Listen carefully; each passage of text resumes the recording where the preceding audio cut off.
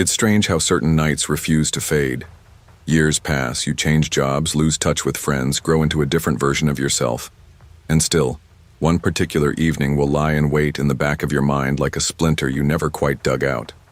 For me, that night is the Winter Carnival of 2013 in Maple Falls, Vermont. Every time snow drifts under streetlights, that memory surfaces.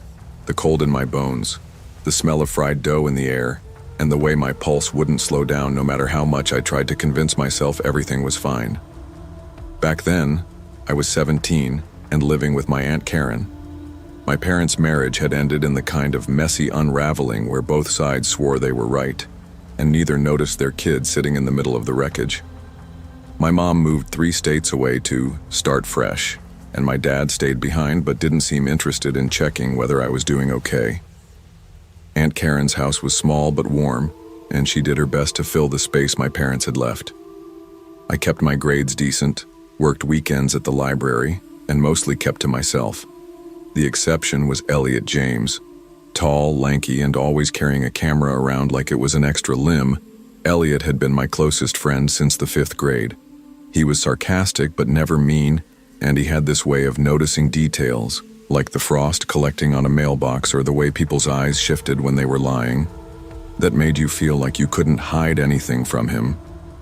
We'd been through the awkward braces years, failed attempts at learning guitar, and endless afternoons building snow forts in my backyard. That February, Elliot had been talking nonstop about the Winter Carnival. He wanted night shots for his portfolio, Ferris wheel lights against the snow, fireworks over the ice rink. I wasn't in the mood for crowds or cold, but saying no to him felt like saying no to the last piece of normal I had. So on a Saturday night, bundled in 2 sweaters and my heaviest coat, I met him under the big wooden archway at the fairgrounds. Maple Falls might have been a small town, but the Winter Carnival was its claim to fame. People drove in from neighboring counties just to wander the rows of food stalls, try their luck at ring toss, and skate on the temporary ice rink the fire department set up every year. The air smelled like kettle corn and grilled sausage. Elliot was in his element, stopping every few steps to crouch for a better angle, the click of his shutter almost constant. I was halfway through my hot chocolate when I noticed him. Standing near the carousel, a man in a long brown coat and a dark beanie. Late 20s, maybe early 30s. He wasn't smiling, wasn't eating, wasn't talking to anyone, just watching, and I had the unmistakable sense his eyes were on us. I leaned toward Elliot. "You know that guy?" He followed my glance. "Nope. Why?" "He's just, never mind." I told myself I was imagining it. Big crowds made it easy to feel like you were being watched. Still, every time we moved to a different part of the fair, he was there. By the game booths, near the fire pit, off to the side of the stage where the band was playing. When Elliot spotted a perfect vantage point for the fireworks near a row of old storage sheds, I felt my stomach tighten. It was quieter out there, the music and laughter fading behind us. My phone buzzed with a text from Aunt Karen asking when I'd be home. I looked up from replying and froze. The man in the brown coat was standing in the shadows between us and the nearest light pole. "Elliot," I whispered, "we should go back." "One sec, this shot's perfect." He was bent over his tripod, adjusting the lens, completely absorbed. The man took a slow step toward us, the snow crunching under his boots. Even at a distance, there was something deliberate about the way he moved, like each step had been thought out in advance. I gripped Elliot's sleeve, but he shook me off without looking. "You two from around here?" the man asked. His voice was flat, but there was a trace of something rehearsed in it, like he'd been practicing those words. Elliot hesitated. Yeah. The man's gaze shifted to me, locking on in a way that made my skin feel thinner. "You should be careful walking back alone. Some people get lost out here." "Thought so." A loud crack rang out from behind the sheds, wood breaking or ice snapping. The man's head turned toward the sound. My eyes caught a glimpse of something in his coat pocket. Not the smooth shape of a phone. Bulkier. Heavier. "Elliot. Now." My voice came out sharper than I meant. We hurried toward the main fairgrounds. I didn't look back, though I could feel the heat of his stare. Only when we reached the safety of the crowd did I realize my hands were trembling. Elliot stopped suddenly, his eyes on the camera screen. "Look at this." The last photo he'd taken was blurry, but the man was in it, standing in the dark, smiling. Not just smiling, grinning in a way that made my stomach clench. And behind him, almost hidden by shadow, was another figure. Someone I hadn't noticed at all. I told him we needed to tell security. He said it was probably nothing. "Maybe just someone playing a prank," he muttered. But he didn't delete the photo, and neither of us laughed. We left early. I stayed at his house that night. It was easier than walking home alone. His mom made popcorn and put on an old movie, but I barely registered it. Every creak of the house made me flinch. Through the window, the snow fell steadily, burying the carnival in white. That was the last time I went to the winter carnival. For weeks after, the photo stayed on Elliot's camera. We didn't talk about it much. Sometimes I'd catch him scrolling past it late at night, his thumb hovering over the delete button before moving on. I told myself it was nothing, a weird coincidence, and that we'd been caught up in the tension of the moment. But deep down, I didn't believe that. About a month later, I was walking home from the library when I spotted a long brown coat across the street. My heart jumped before my brain could catch up. The man was halfway down the block, head bent, moving with that same unhurried pace. It might not have been him. I told myself coats like that weren't rare. But when he reached the corner, he stopped, turned his head, looked directly at me. Then he kept walking. I went straight to Aunt Karen's, locked the door, and didn't tell her. I didn't want her thinking I was making things up for attention. Elliot started acting different too. He was quieter, distracted. He'd skip our usual walks after school, saying he had editing to do. One afternoon, I dropped by his place unannounced. His camera was on the kitchen table, the screen lit up. The photo of the man in the brown coat was zoomed in so far the pixels blurred together, but you could still make out the grin. "You're still looking at it," I said. He jumped, like they were together. "It's weird, right? I mean, look at the other guy in the background. Doesn't it seem I leaned over?" The shadowy figure was almost impossible to make out. Broad shoulders, maybe wearing a hood.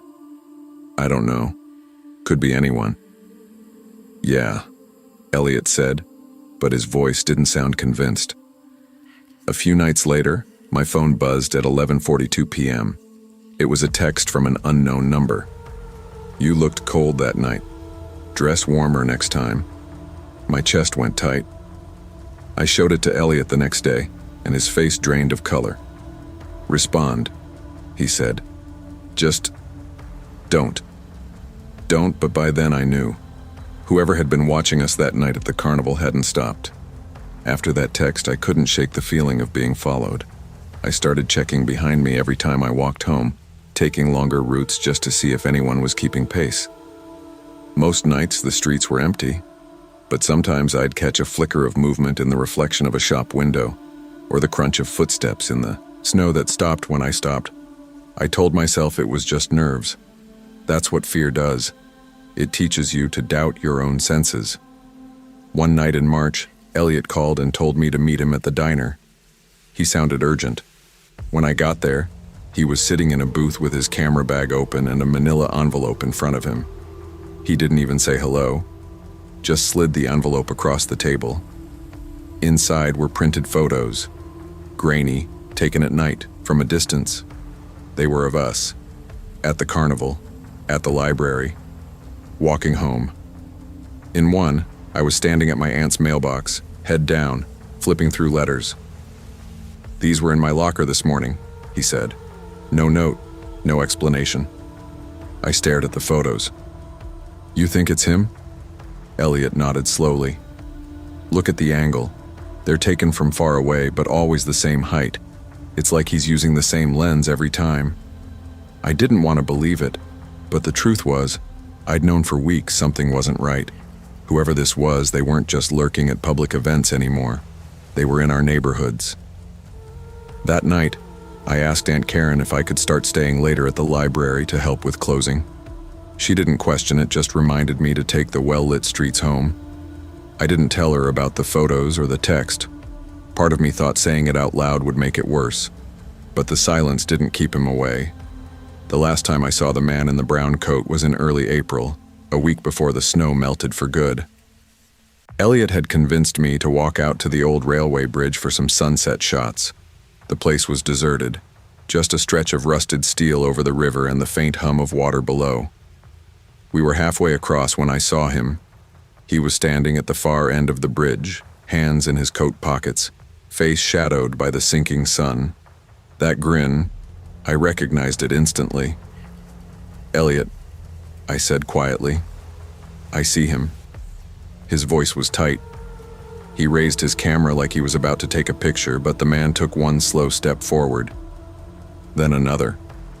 There was nowhere to go except back the way we came. My legs felt heavy, but I forced them to move. The man didn't speed up, didn't shout, just kept closing the distance with that deliberate walk. Halfway back to solid ground, I heard Elliot's shutter click twice, then stop. I didn't look back until we hit the road. When I did, the man was gone.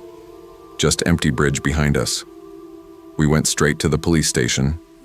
They took our statements, glanced at the photos, and said there wasn't much they could do without proof of a direct threat or trespassing. That night, Elliot called and said he'd finally deleted the carnival photo.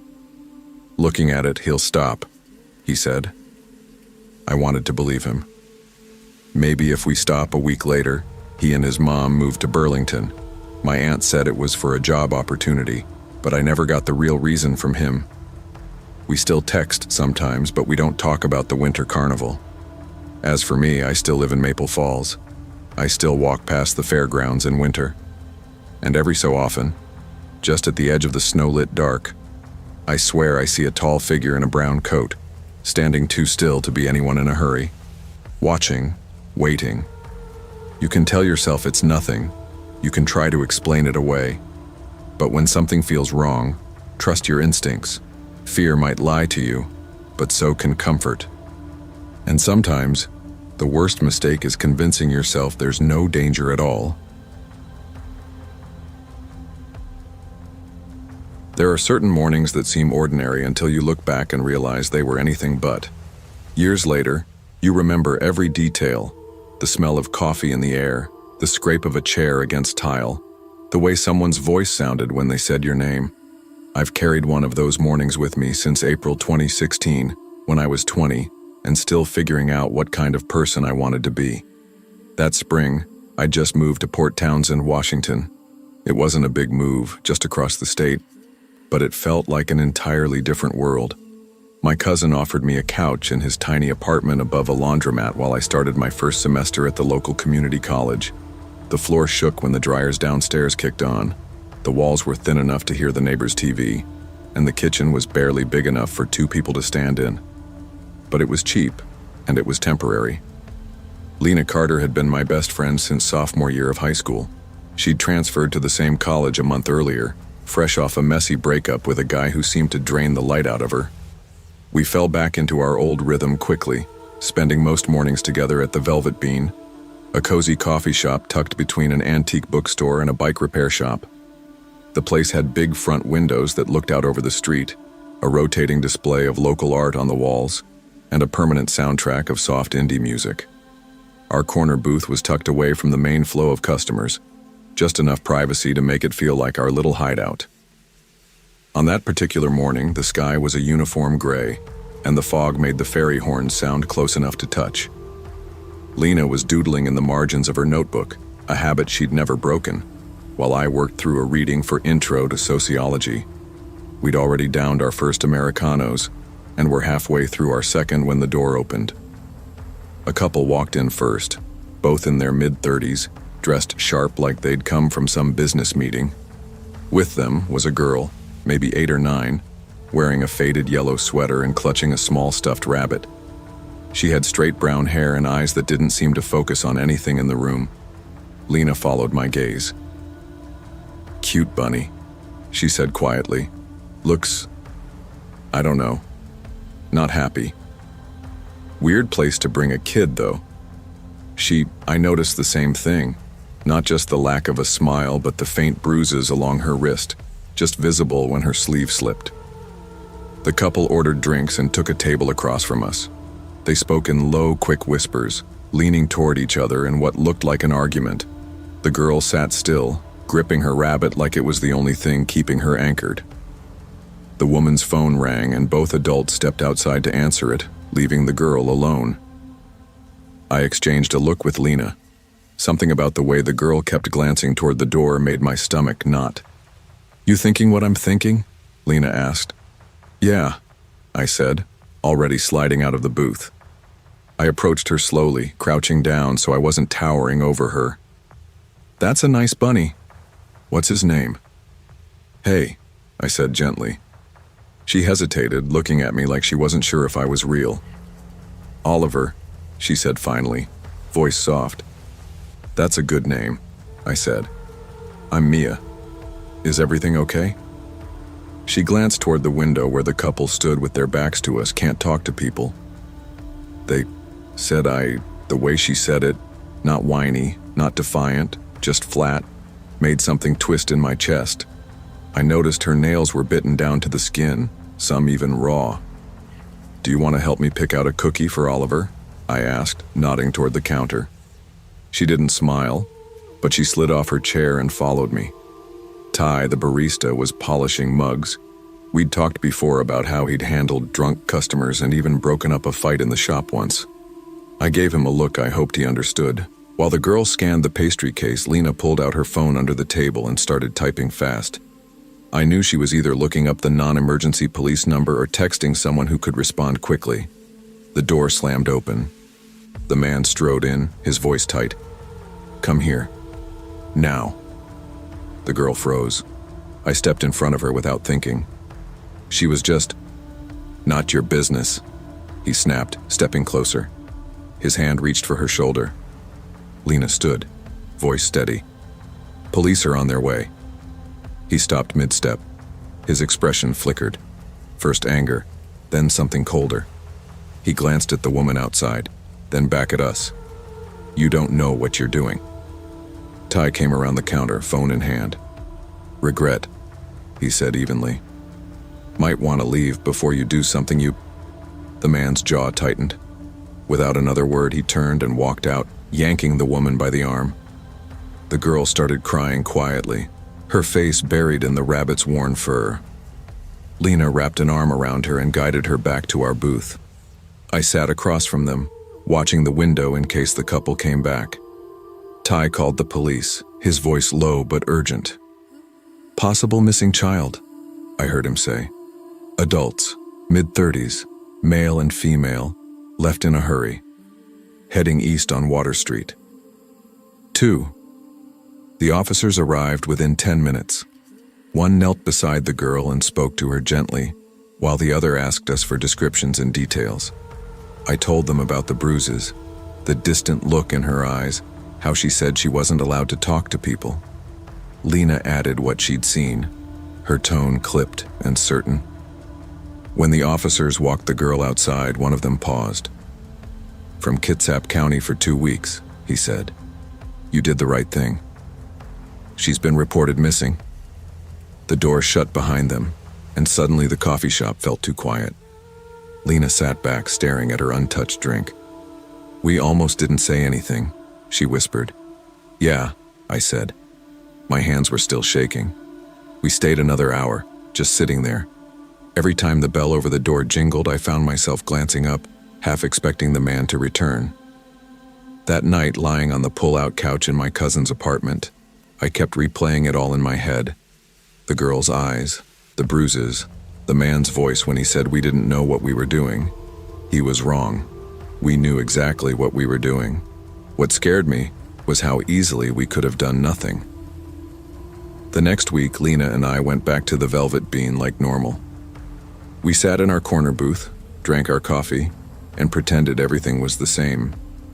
But every so often, we'd catch each other glancing toward the door, listening for the sound of a slam or a voice cutting through the room.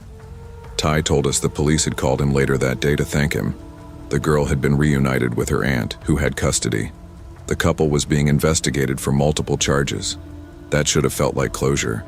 Instead, it left me wondering how many other kids like her we never see or choose not to. Months later, Lena and I were walking downtown when we saw a little girl in a yellow sweater across the street. For a moment, I thought it was her. My chest tightened. Then the girl laughed and ran toward her mom, holding an ice cream cone. Lena noticed my expression. "You okay?" "Yeah," I said. But it wasn't true. That morning in the coffee shop had changed something in me. It made me realize that the line between being a bystander and making a difference is so thin it can vanish if you blink. We never saw the girl again. I hope she's somewhere safe, that she still has Oliver the rabbit, and that she meets more people who step in instead of looking away. Sometimes when I'm sitting in a coffee shop, I'll catch myself scanning the room without even meaning to. Not looking for trouble exactly, just making sure no one is sitting alone, too quiet, with eyes that seem far away. When something feels wrong, don't ignore it. Stepping in might feel awkward, inconvenient, or risky, but silence can cost more than you think. You might be the only person willing to act, and for someone else, that can mean everything.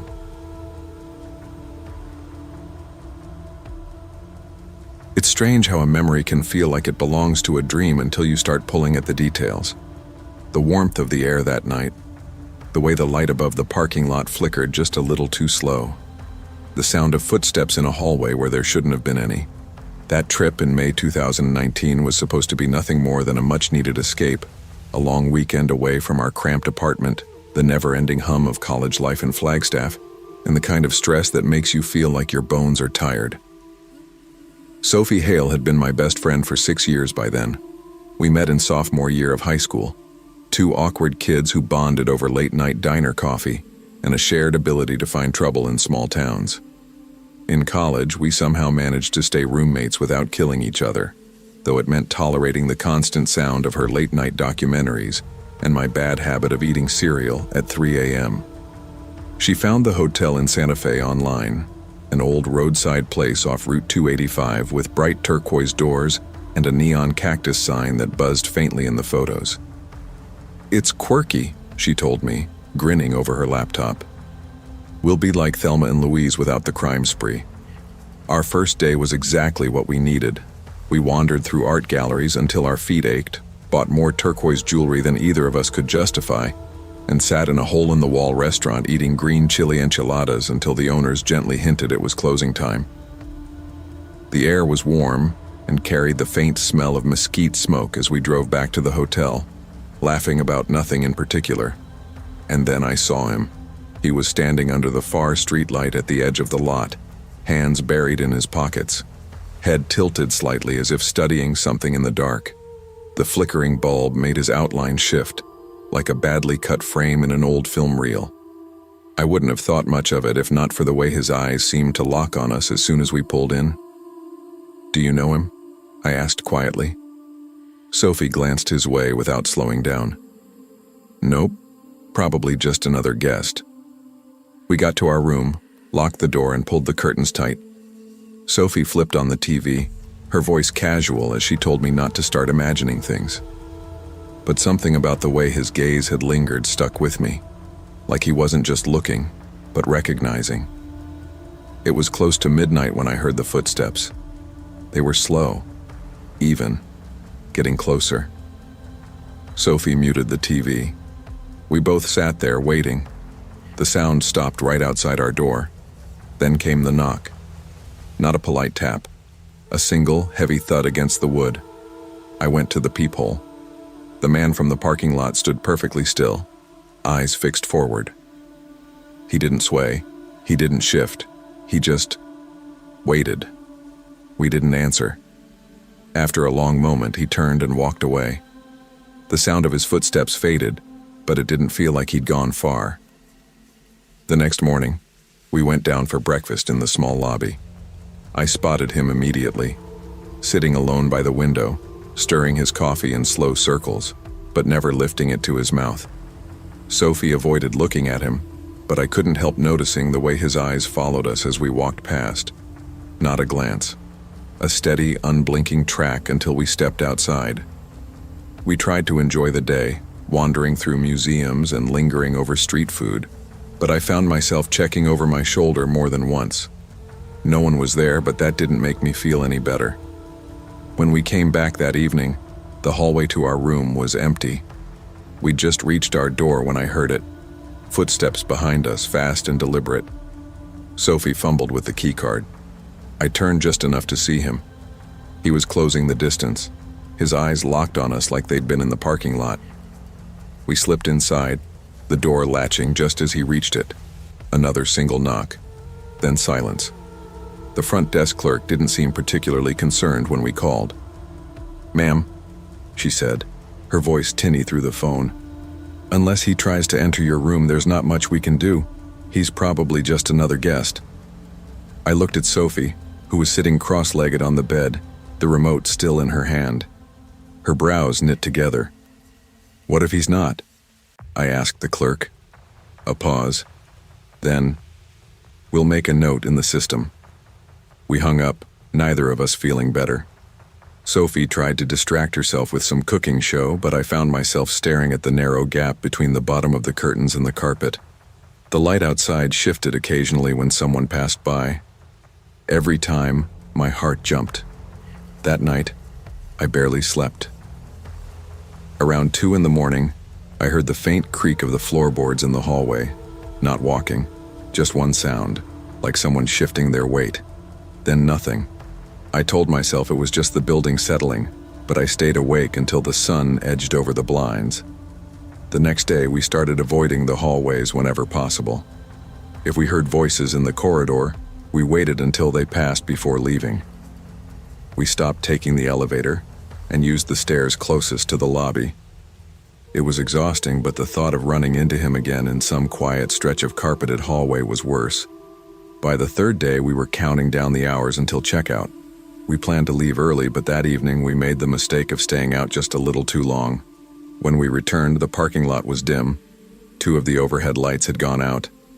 Sophie quickened her pace, the keycard already in her hand. I was right behind her when I heard the sound again. Footsteps. This time they weren't slow. They were coming fast, closing the space between us. We both turned. He was there, moving quickly, no expression on his face. We reached the door, shoved it open, and slammed it shut behind us. My hands shook as I slid the security latch in place. A knock came immediately, harder than before. Then silence. We didn't sleep at all that night. We sat up with the TV on low, half expecting another knock. But there was nothing. Just the hum of the air conditioner and the occasional car passing on the highway. By morning, we were ready to leave. We packed in silence, each of us moving like we'd been awake for days. When we carried our bags to the lobby, the clerk at the desk glanced up and said, "Checking out early?" I wanted to tell her everything, the knocks, the footsteps, the way he'd just stood there. But the words felt heavy in my throat. Outside, the air was already warm. We loaded our bags into the car. Sophie shut the trunk, then froze. He was leaning against a silver sedan at the far end of the lot, arms crossed loosely. This time he was smiling. Not a wide grin, just a small, knowing curl of the lips. "Have a safe trip," he said. We didn't answer.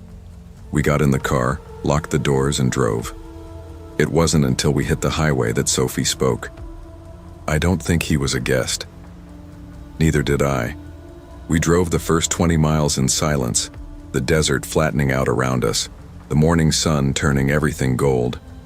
I kept checking the rearview mirror, half expecting to see that silver sedan trailing us. But the road behind was empty. It wasn't until we stopped for gas near Española that we spoke. Sophie leaned against the car, arms folded. "Do you think he knew what room we were in?" she asked. I thought about the knocks. Always stopping at our door, never anyone else's. "Yeah," I said. "I think he knew."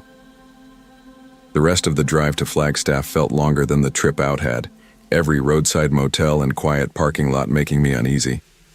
It wasn't just fear of him following us. It was the realization that there are people who can insert themselves into your life so quietly, without breaking any law you can prove, and still manage to make you feel hunted.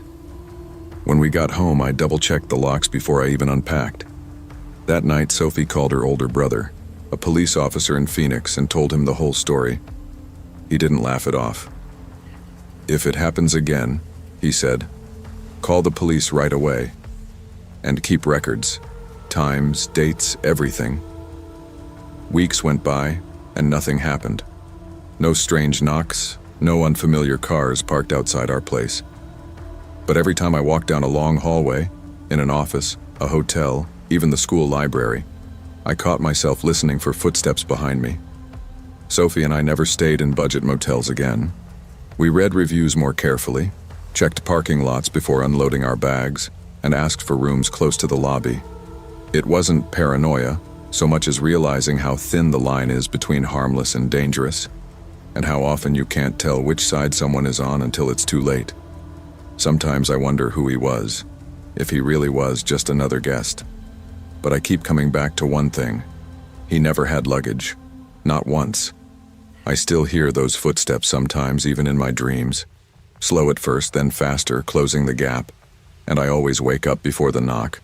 Some people you meet by chance, others seem to find you on purpose. The hard truth is, you may never know which kind you're dealing with until you're already too close. Trust the feeling in your gut, even if you can't explain it.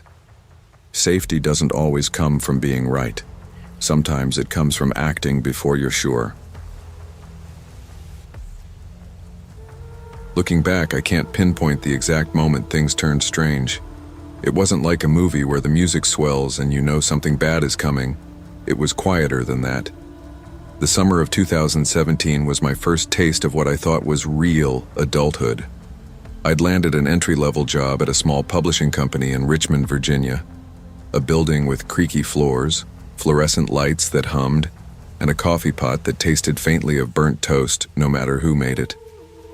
I was 23, broke, and living in a one-bedroom apartment above a florist shop with my best friend, Holly Peterson.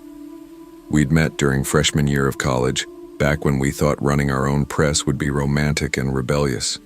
Instead, we ended up proofreading cookbooks about casseroles and answering emails about print delays. Still, it felt like progress. Our office was a strange ecosystem. 15 people total, each with their quirks. Mara, the receptionist who knew everyone's secrets, Phil from layout who wore the same corduroy jacket year-round, and our boss, Ruth, who had a voice like she was always telling you bad news. Holly's desk was in the back near the printers, and mine was up front by the window. We'd wave to each other across the room, usually while sneaking each other sarcastic post-it notes about the day's chaos. For the first month, it was boring in the most comforting way possible. We'd do coffee runs, split sandwiches from the deli next door, and occasionally suffer through awkward office birthday celebrations where everyone stood around singing too quietly. Then, in early August, Daniel Price started. He was in his late 20s, tall but not imposing, with pale skin and a habit of never quite meeting your eyes. Or, when he did, holding your gaze a beat too long. He barely spoke beyond the bare minimum required for work. I didn't think much of it at first. Some people are just reserved. But there was one thing I noticed immediately. He never smiled. Not once. At lunch one day, I mentioned it to Holly. She shrugged, stabbing at her salad. He's probably just shy. She said it like it was the end of the discussion, but I couldn't shake the way he always seemed to be near her. At the printer with no papers, in the break room at the same time she was, walking in from lunch right behind her. Too often to be coincidence. Mara noticed it too. One afternoon, as I was passing the front desk, she leaned in and whispered, "Your friend's got an admirer." Her tone made it sound less like gossip and more like a warning. It started small, sticky notes left on Holly's desk when she was away, never signed, always vague. "You have a nice laugh. Some people don't appreciate you enough." We joked about it at first, assuming some awkward office flirt was testing the waters. But then came the clown figurines. The first one showed up on a Wednesday, a little porcelain clown with a cracked smile sitting on Holly's chair when she arrived. We laughed, called it creepy, and put it on her desk like it was a gag gift. 2 days later, another appeared, then another. By the time there were 4, she started keeping them in a drawer, so she didn't have to see them staring at her all day. Around that time, I had my own encounter. I was working late, the office dark except for my desk lamp. I heard the water cooler bubble and turned to see Daniel standing by Holly's desk. He wasn't touching anything, just staring at her empty chair like he was studying it. "Daniel?" I said. He turned slowly, nodded once, and walked past me without a word. I told Holly the next day. She forced a laugh, but her eyes flickered with unease. From then on, we made sure neither of us was in the office alone with him. The turning point came on a Friday morning. I came in early to get a head start before a deadline. The office was quiet, except for the copier humming in the corner. As I walked past the break room, I saw him, Daniel, sitting at the table with a mug of coffee. In front of him was a clown figurine just like the others, but this one had a photo tucked under it. A candid shot of Holly, taken from the side, her hair pulled back, wearing an old t-shirt. It wasn't from work. My stomach dropped when I realized it was from our apartment balcony. My voice caught in my throat. "Where did you—" He smiled. For the first time since I'd met him, he smiled. And it wasn't kind. I backed out of the break room, went straight to Holly's desk, and told her to pack her bag. We walked out without telling anyone, my pulse pounding the whole way down the stairs. That weekend, we called the police. It turned out Daniel had a history, a restraining order from a former co-worker in another state. The details were enough to make my hands shake while I listened. The company fired him on Monday, but that wasn't the end. Within 2 weeks, Holly started getting envelopes with no return address. Inside each one was a single clown sticker, no note, no explanation. Just the sticker, staring back at her from the kitchen table. We reported it, but nothing came of it. Without proof of who sent them, the police couldn't do much. We changed the locks on the apartment, kept the blinds closed, and avoided walking alone after dark. Holly stopped sitting on the balcony altogether. Months later, the letters stopped. Maybe he got bored. Maybe he moved on. But even now, years later, I still catch myself scanning crowds for his face. Holly and I both carry that summer like a shadow. Not always visible, but always there. We never figured out how he got the photos, whether he followed us home or watched from somewhere nearby. Sometimes I think about asking Holly if she still has the clown figurines, but I don't really want to know. It's strange how a person can enter your life so quietly and leave behind something you never shake. I think about that first smile he gave me, how it felt like the air in the room shifted, and I remember deciding, in that moment, that we had to leave right then, without second guessing. When your instincts tell you something is wrong, trust them. Danger doesn't always announce itself loudly. Sometimes it hides in small, unsettling patterns. It's better to act and be wrong than to hesitate and find out you were right too late. Looking back now, it's hard to pin down the exact moment when Eli Carter started slipping away from me. We'd been inseparable once. 2 lanky, restless kids from the same quiet corner of Oregon, always chasing music, adventure, and the next stupid joke that would leave us gasping for air. When I got the offer to move to Seattle for a marketing job, one of my first thoughts was, finally, we'll be in the same city again. He'd been living here since college, bouncing between part-time gigs and odd jobs, but we'd always kept in touch. Those first few months after I arrived, it felt like old times. We'd spend Saturday mornings nursing overpriced coffee from a hipster cafe that insisted on playing vinyl records while arguing about which decade had the best rock albums. On Sundays, we'd lace up our hiking boots and head out to Mount Si or Rattlesnake Ledge, not so much for the scenery, though it was spectacular, but for the chance to just talk about everything and nothing. But somewhere that summer, the rhythm changed. I couldn't tell if he was avoiding me or if life was simply crowding him out. He'd canceled plans last minute, claiming work had called him in, though when I asked about his job, he'd just shrug and change the subject. His texts got shorter. The quick grin I'd known since high school appeared less and less, replaced by a distant look like he was listening for something I couldn't hear. It wasn't until late August that I realized whatever was eating at him wasn't small. That Thursday evening, my phone lit up with his name. His voice when I answered was tight and uneven. "Man, I need to talk, but not over the phone. Can you meet me at Lincoln Pier, around 10, please?" I almost said no. The pier wasn't the kind of place you met someone for a heart-to-heart after dark. Most nights it was quiet, save for the low hum of the marina and the occasional fisherman smoking in the shadows. But there was something in his tone that cut past my hesitation. "Yeah, I'll be there." When I pulled into the lot, the air smelled like salt and diesel, the water lapping gently against the docks. Eli was leaning against the railing, hood up, hands buried deep in the kangaroo pocket of his sweatshirt. He didn't smile when he saw me, didn't move at all, just tilted his head toward a bench a few feet away. Sitting there was a man I'd never seen before. Tall, lean, wearing a faded leather jacket. He didn't look up, just tapped his foot with an agitated rhythm. Eli's eyes flickered to mine. "This is Mason. I owe him money. A lot of money." At first I thought he was joking. We'd pulled pranks before, staged fake band breakups just to mess with people. But the way he avoided my gaze told me this wasn't one of those times. Mason rose slowly from the bench, closing the distance between us with deliberate steps. His voice, when he spoke, was calm but razor sharp. "You're the friend," he said, almost like he was confirming a bet. "Watch him disappear. You can help him, or you can—" I let out a half laugh that died in my throat. "Help him how?" He smiled faintly. "Come with us. We'll sort things out."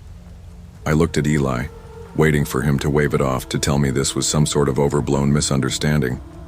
Instead, he just stood there, shoulders hunched, muttering something I couldn't catch. Against every instinct, I nodded. Mason's car was a dented black sedan that smelled faintly of gasoline and stale cigarettes. I drove my own, following them through the industrial district until we reached an abandoned lot near the freight yards. Under the dim orange glow of a single streetlight, 2 more men waited. The next 10 minutes blurred into a mess of raised voices and accusations I barely understood. Mason demanded my wallet and phone. For safekeeping, one of the other men shoved Eli hard in the chest, calling him a liar. I could feel my pulse hammering in my throat, and then it hit me. Eli had known. He hadn't called me for advice or moral support. He'd called me because I was leverage, a bargaining chip he could put on the table to buy himself time. The betrayal burned hotter than the fear. While one man turned to spit on the ground, I made my move, shoving him aside, sprinting toward the chain-link fence at the far end of the lot. My hands scraped raw as I pulled myself over. I landed hard on the other side, hearing shouts and hurried footsteps behind me. My legs pumped faster than I thought possible until headlights swept across me. A rideshare car, slowing at the sight of my panic, stopped long enough for me to yank open the door and collapse inside. By the time I'd caught my breath enough to speak, the lot was gone behind us. I didn't know if Eli was still there, or if he'd even tried to follow. All I knew was that something had shattered between us that could never be fixed. I didn't go home right away. The rideshare driver, a middle-aged guy with kind eyes, insisted on taking me straight to the police station after I spilled out the short, stuttering version of what happened. He even waited in the parking lot until I came back out. The officer at the desk listened politely, took a few notes, and asked me to describe Mason and the other men. Without photos, without license plate numbers, it felt flimsy even as I said the words. They told me they'd keep an eye out but didn't promise much. "We'll file a report," the officer said, "the way you might tell a child you'd keep a broken toy in case it somehow fixed itself." By the time I got home, the adrenaline had worn off, leaving me drained and shaky. I took the longest shower of my life, water pounding against the back of my neck as if it could scrub away what had just happened. but it didn't wash away the image of Eli standing there, watching me get surrounded without moving a muscle. The next morning, I texted him, "We need to talk." No reply. I called, straight to voicemail. I tried again that afternoon, my message sharper this time. "I'm serious." "What the hell was that?" "Call me." Still nothing. By the third day, I drove to his apartment. The blinds were drawn. A thin strip of tape with a realty company logo was stuck to the doorframe, like they'd just changed the locks. When I asked the landlord, a guy in a worn Seahawks hoodie, he said Eli had moved out overnight. Told me he got a job offer back east, left the keys in the mailbox. I knew he was lying, or maybe Eli had lied to him too. Either way, Eli was gone. For weeks, I found myself scanning faces in grocery store lines, watching for him at bus stops, even checking the corners of dim bars when I walked past. Part of me hoped I'd catch sight of him, unshaven and sheepish, ready to explain. But the other part, the part still sore from that night, didn't know if I'd shake his hand or put my fist in his gut. Seattle rolled into fall, damp mornings and gray skies pressing low over the city. I buried myself in work, telling myself that focusing on deadlines and projects would stop me from obsessing over someone who had clearly chosen to disappear.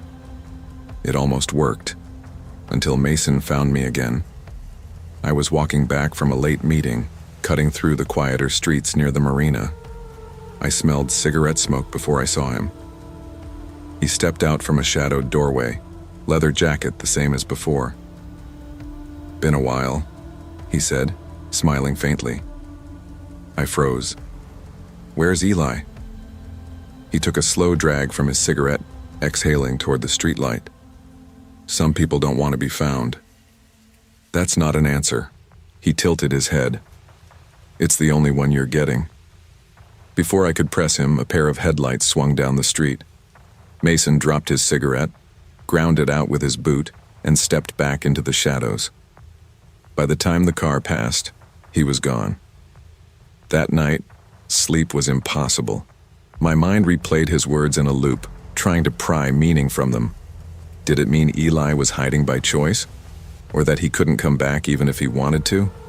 The next morning I filed another police report, but it felt like tossing pebbles into the ocean. They noted it, thanked me, and promised nothing. I told myself to let it go.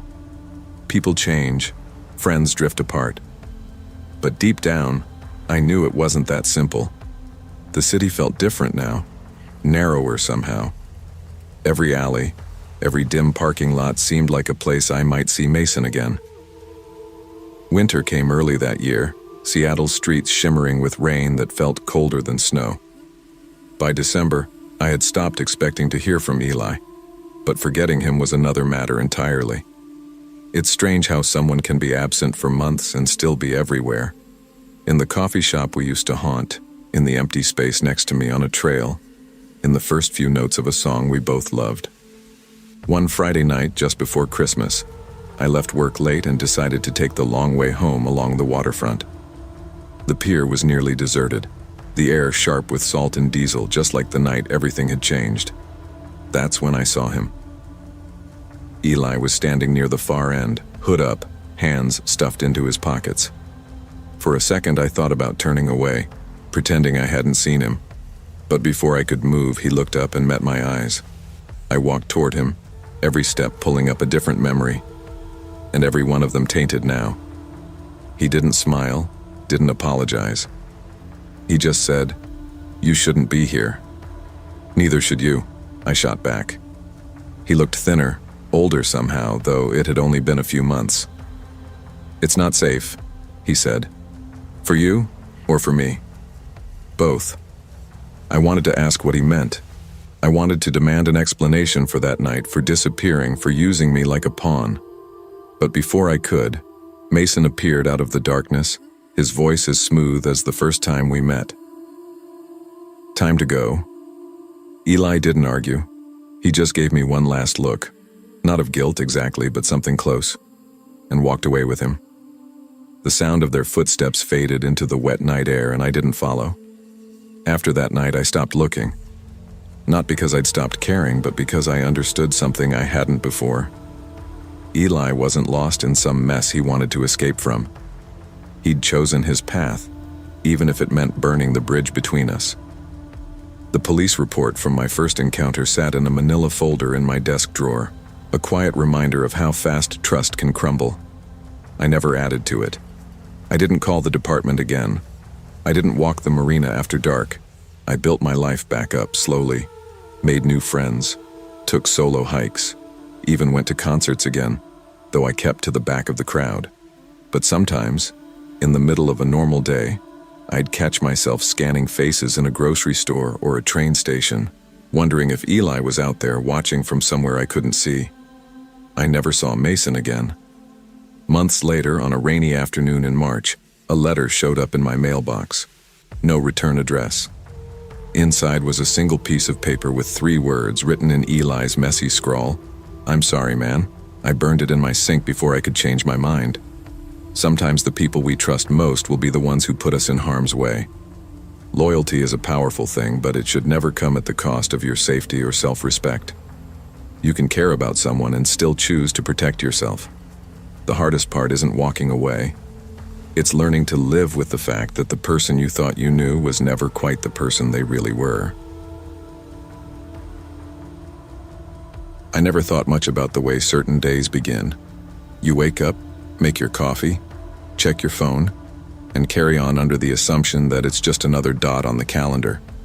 But sometimes, looking back, you realize there was something strange in the air from the moment you opened your eyes, like the day had already decided where it was taking you, whether you agreed or not. That Monday morning in late October of 2019 felt like one of those days. I'd been in Cedar Hill for 3 years, long enough to know the rhythm of the town, the slow mornings at the diner, the hiss of buses pulling away from the terminal, the way the forest smelled just before the snow came. I worked from home as a freelance illustrator, or at least I tried to. My biggest client, a small press that put out niche graphic novels, had gone radio silent 2 months earlier, leaving me scrambling for rent. I picked up bits of work where I could, pet portraits, commissioned character art for indie authors, but it never quite added up. That night, I'd been visiting my friend Molly in a neighboring suburb. Molly had that sort of warm, bustling apartment where you could lose track of time just listening to her talk. We ordered takeout, opened a bottle of wine, and before I knew it, the clock read 10:47 p.m. "You better hustle if you want to make that last bus," she said, handing me my coat. "You're crashing here." "You miss it," I laughed. "I'll make it. The terminal's, 15 minutes from here?" It ended up being closer to 20, and by the time I reached the Cedar Hill bus terminal, my breath was coming out in sharp clouds. October in Vermont wasn't gentle. The cold had that metallic edge that works its way through gloves and settles in your bones. The place was almost deserted. A flickering vending machine hummed near the entrance. Somewhere in the far corner, a janitor in a faded hoodie pushed a broom slowly, like he had all night to finish the job. I noticed a man sitting on one of the benches, long green coat, shoulders hunched, still as a statue. He looked up briefly when I walked in, and his eyes caught the overhead light just enough to make me look away. I sat 2 benches away from him, hugging my sketchbook to my chest. My phone screen told me I had 8% battery left, just enough to text Molly that I'd made it. The janitor disappeared into a storage closet, and the air seemed to get heavier in his absence. That's when the man spoke. "Do you believe in patterns?" His voice was low, rasping, as though he hadn't used it in hours. I glanced over. Not really sure what you mean." He leaned forward, resting his elbows on his knees. "Some nights, they're designed to happen in a certain way, no matter what you do. You can change the order of the steps, but you can't change where you end up." I gave a small, polite smile, the kind you give strangers when you don't want to encourage more talking. "That so?" He nodded once, eyes fixed on me. "You'll see." Before I could think of a way to end the conversation, the hiss of air brakes filled the room. The last bus had arrived. The relief that came when those headlights spilled across the terminal windows was almost physical. I stood slinging my bag over my shoulder. The bus door opened with a groan and I climbed aboard quickly. The driver wasn't the man I usually saw. Tom, a stocky older guy with a quick smile who liked to tell corny jokes. This driver looked younger, maybe mid-30s, but his face had a drawn, unhealthy pallor. His eyes were sunken, and when he smiled, it didn't seem to reach anywhere near them. "Evening," I said, swiping my pass. He gave a short nod, that strange smile still fixed in place. I chose a seat in the middle out of habit. Close enough to the driver to feel safe, far enough not to be in his mirror constantly. The man in the green coat boarded next, taking a seat 2 rows behind me. The bus pulled away from the terminal, the engine grumbling. The windows reflected the inside lights for the first few blocks, but once we hit the outskirts of town, the glass turned black, showing only the trees sliding past. I told myself it was just a normal ride. In 20 minutes, I'd be unlocking my apartment door, heating up the leftover pasta in my fridge, and curling up under the blanket my grandmother had knitted. But 20 minutes came and went. The road outside was unfamiliar. No gas stations, no street lamps, just dense forest pressing close to the edge of the asphalt. I frowned, leaning toward the aisle to see ahead. After another 10 minutes, I got up and walked to the front. Voice steady. "Is this the Cedar Hill route?" "Excuse me," I said, keeping my... The driver met my eyes in the rearview mirror. That same strange emphasis the man in the terminal had used. "We're getting there. Eventually." His voice had behind me. I heard a low chuckle. The man in the green coat. My fingers tightened on the seat back. "This doesn't look like the route," I said. The driver just smiled again and turned his eyes back to the road. I walked back to my seat, my pulse thudding in my ears. The bus kept going, deeper into the dark. I couldn't stop glancing over my shoulder. In the dim reflection of the window, I could see him, the man in the green coat, leaning slightly forward, elbows on his knees, his eyes fixed on me. He didn't blink often. I tried not to panic. Maybe there was some detour, some construction I hadn't heard about. But why hadn't the driver announced it? Why hadn't anyone else boarded?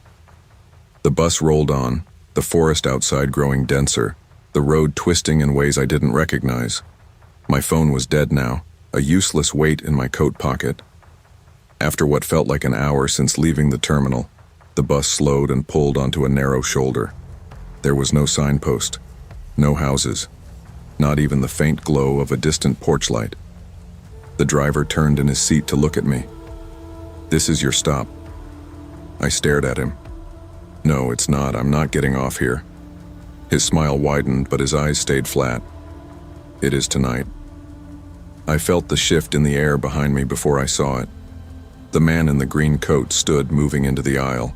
His presence filled the narrow space, blocking the way to the back. "I think there's been a mistake," I said, my voice tighter than I wanted it to be. "No mistake," the man said softly. "It's just how it goes." The open bus door let in a gust of icy air.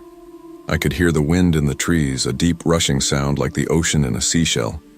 I gripped my sketchbook like it could somehow defend me. My options were slim: push past him toward the back and pray there was an emergency exit, or take my chances out there in the dark. The driver tapped the steering wheel impatiently. Time to move. I took a slow step forward, then another, my mind racing. The ground outside was hard, frozen under a thin skin of frost. The moment I stepped down, the bus door hissed shut behind me. The rumble of the engine faded as it pulled away, leaving me alone with the man in the green coat. The headlights swept over the trees one last time before disappearing. "You'll be fine," he said, "if you keep walking." "Where am I?" I asked. "Somewhere between where you were and where you're going," he said. Then he smiled faintly, as if the words were a private joke. I turned away from him and started walking down the road. My breath puffed white in the dark. My toes ached in my boots, and each step made me more aware of how far I was from anything familiar. Every few seconds I glanced back. The man wasn't following, but he was still there, standing exactly where I'd left him, his silhouette a dark slash against the trees. The road curved sharply, and for a brief moment I couldn't see him anymore. That should have been a relief, but instead my chest tightened. The silence was too complete. No crickets, no rustle of leaves. Just the steady rhythm of my own footsteps. Somewhere ahead, a faint light appeared. I quickened my pace, hope flaring. It turned out to be an old gas station, boarded up and long abandoned. The windows were dark, but a dented metal trash can lay tipped on its side near the entrance. I don't know what made me look behind me then, but when I did, the road was empty. The man was gone. That was almost worse. I kept walking. My legs burned, my hands were numb, and the cold had crept into my jaw so badly that my teeth ached. Eventually, I saw the faint orange glow of a street lamp in the distance. When I reached it, I realized I was less than 3 miles from my apartment. I recognized the curve of the road, the sagging porch of the Miller place, the row of mailboxes leaning toward the ditch. My boots felt too heavy, so I kicked them off and walked barefoot the rest of the way. I told myself it was to be quiet, but really, I think I just wanted to feel the pavement, to know it was solid under me. As I climbed my apartment stairs, I heard it. Soft, distant laughter carried on the wind. It wasn't close, but it was clear enough to make my skin prickle. Inside, I locked the door and slid down against it, clutching my sketchbook. I stayed like that until the first light of morning bled through the blinds. I never saw the man in the green coat again. I never saw that driver again either. But some nights, when I'm walking home late, I'll see the headlights of a bus cutting through the dark in the distance, and I'll cross the street just in case. People always ask what I think really happened that night. I tell them the truth. I don't know. Maybe it was a setup. Maybe it was a mistake. Or maybe it was one of those nights, the kind the man talked about, the kind that's designed from the start. Some warnings come too late, but the ones we notice in time are only useful if we act on them. Trust your instincts, even when you can't explain why. They might be the only thing standing between you and the point of no return. Leah Simmons had been my constant since our sophomore year at the University of Oregon. We'd met in a cramped literature seminar, both of us late, both fumbling for the last 2 empty seats in the room. She'd looked at me with a lopsided grin and whispered, "Guess we're in trouble together."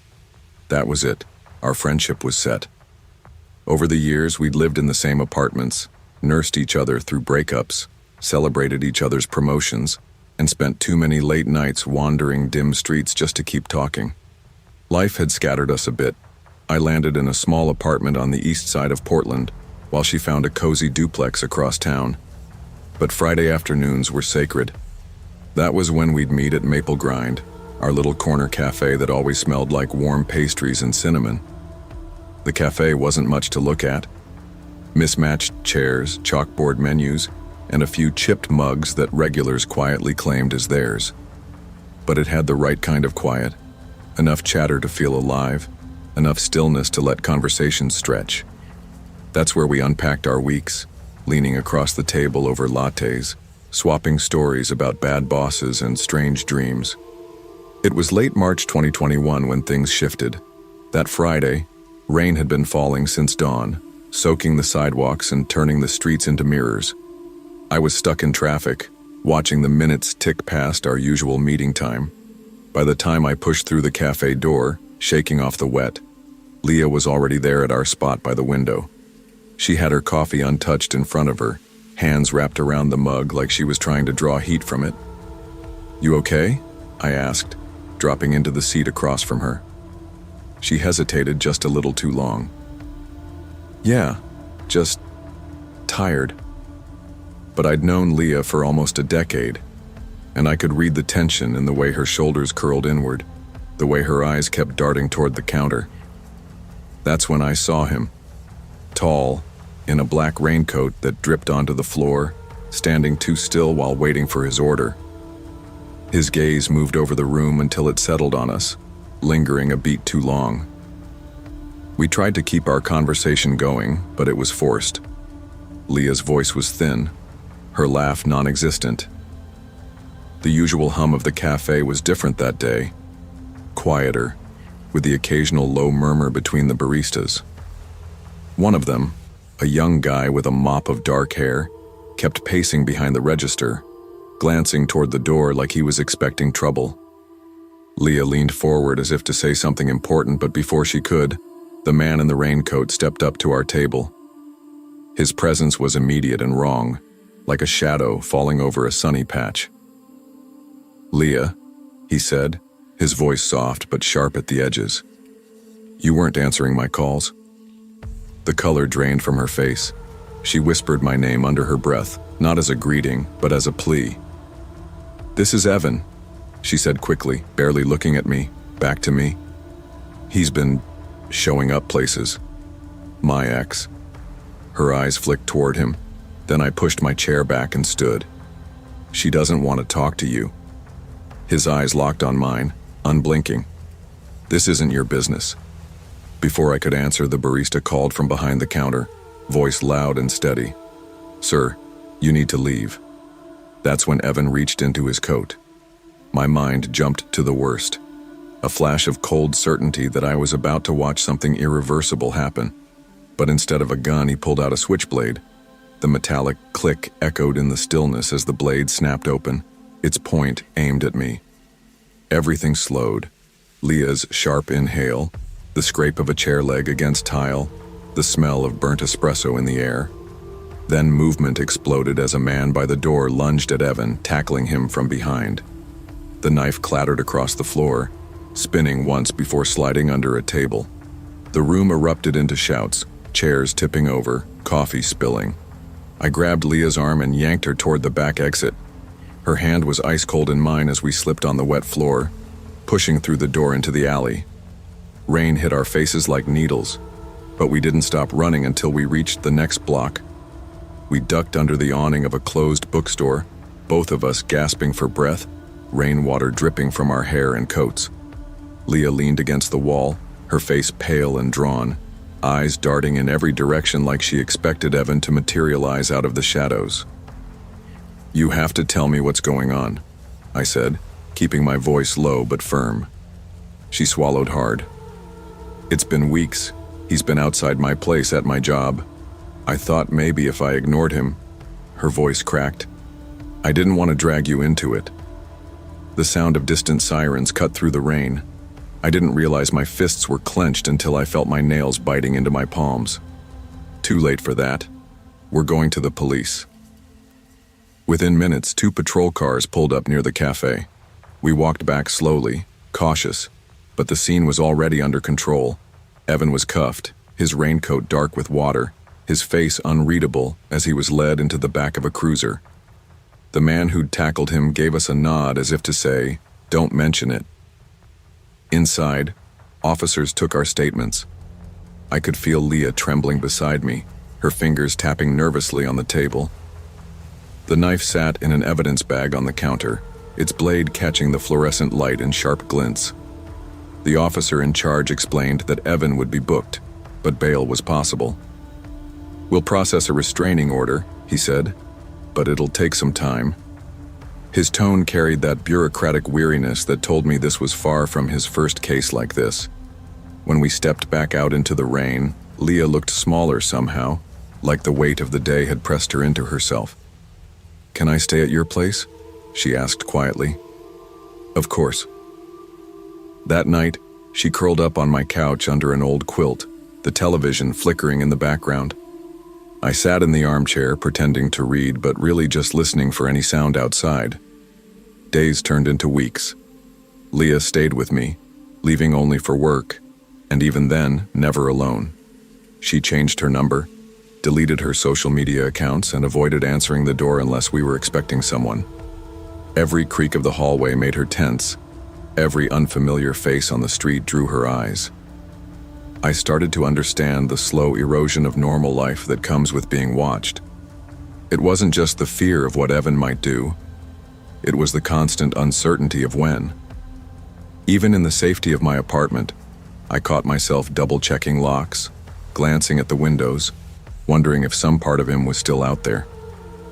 The restraining order came through eventually, a thin sheet of paper that felt laughably inadequate against the memory of that knife.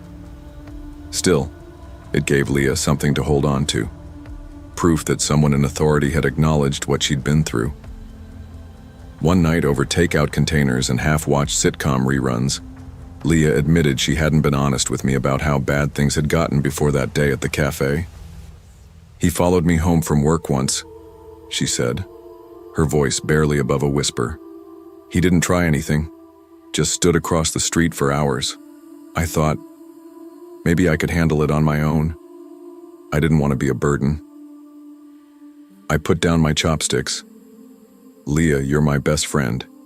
You can't be a burden, but you could have been." I stopped myself before finishing the sentence. She nodded, eyes fixed on the untouched lo mein in front of her. I know.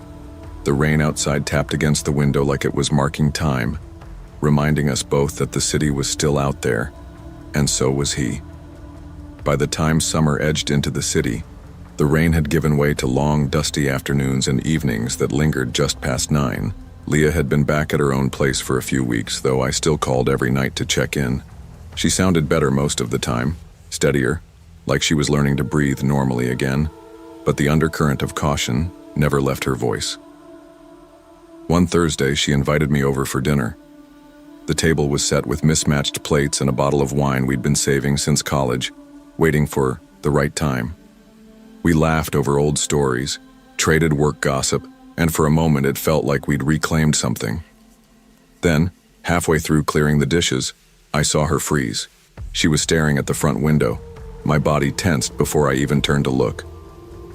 Across the street, a man was leaning against a lamppost, half in shadow. He wasn't wearing the raincoat, but the posture, too still, too deliberate, triggered something in me.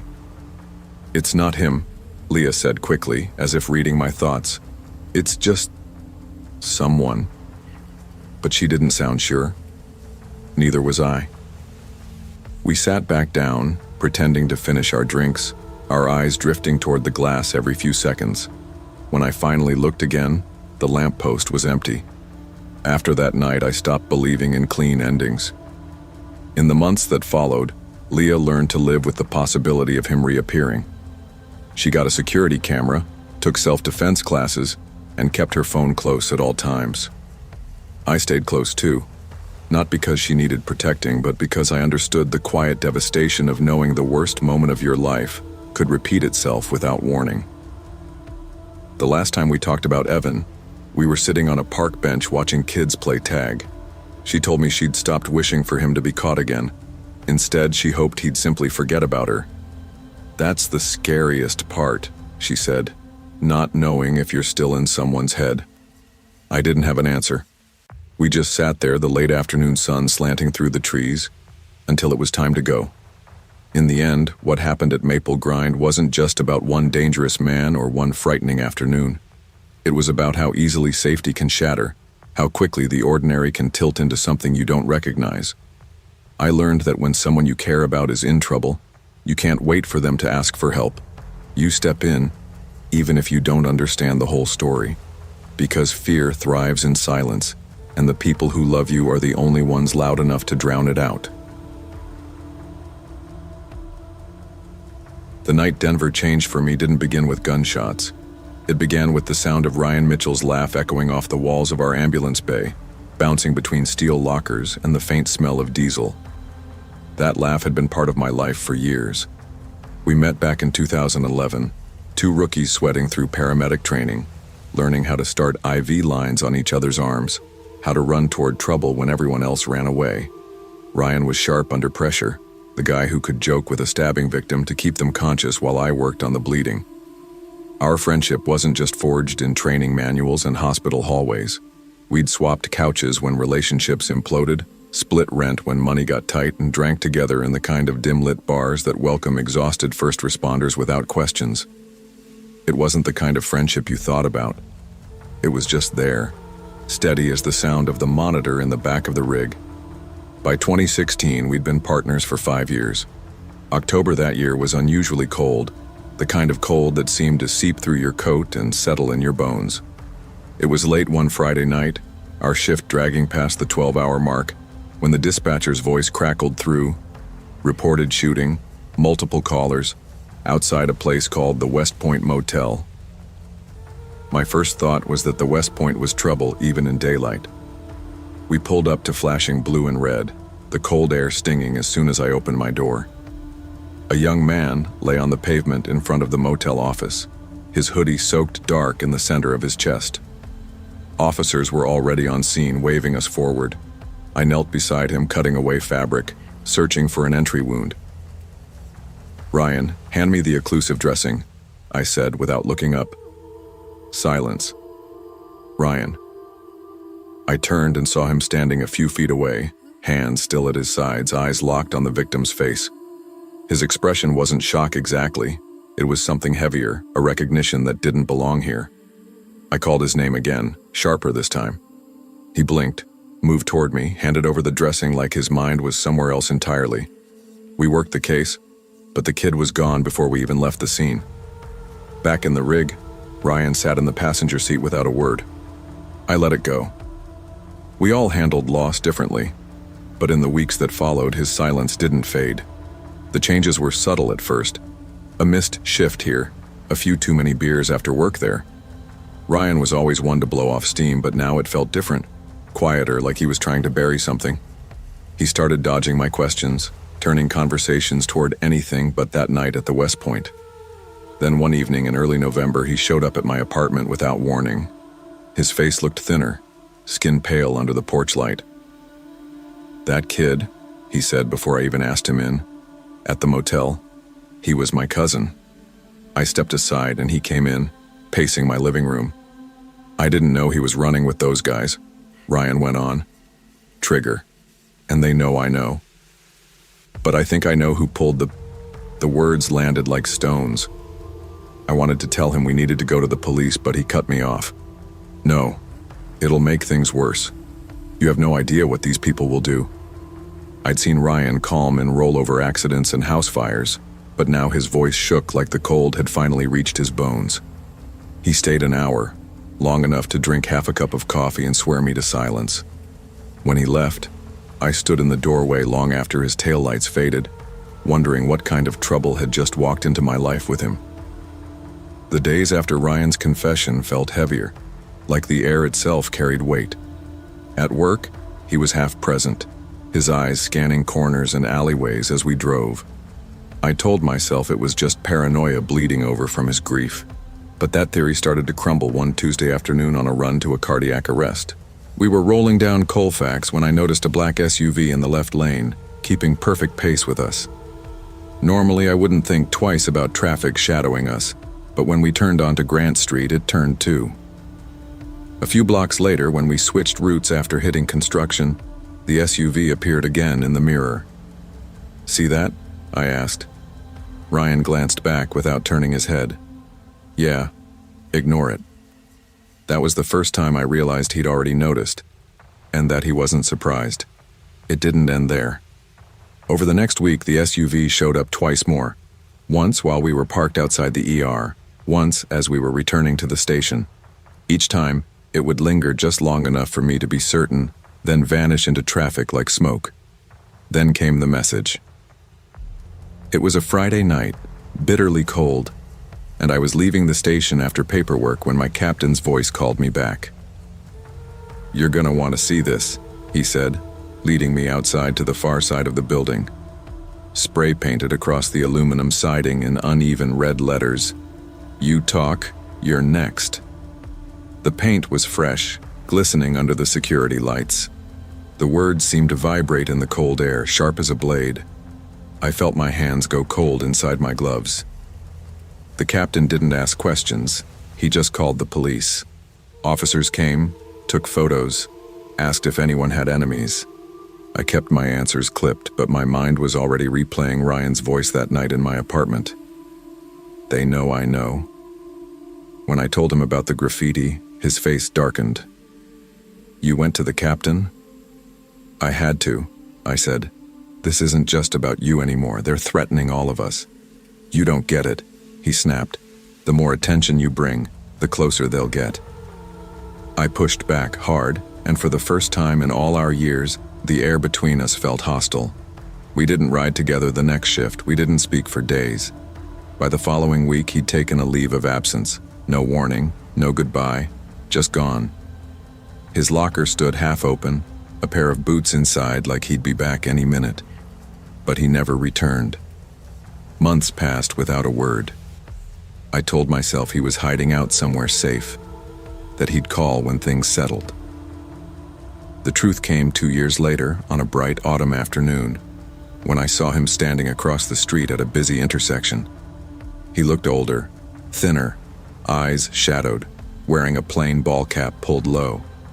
He didn't wave, didn't cross over, just watched me for a moment, unreadable, and then turned into the crowd.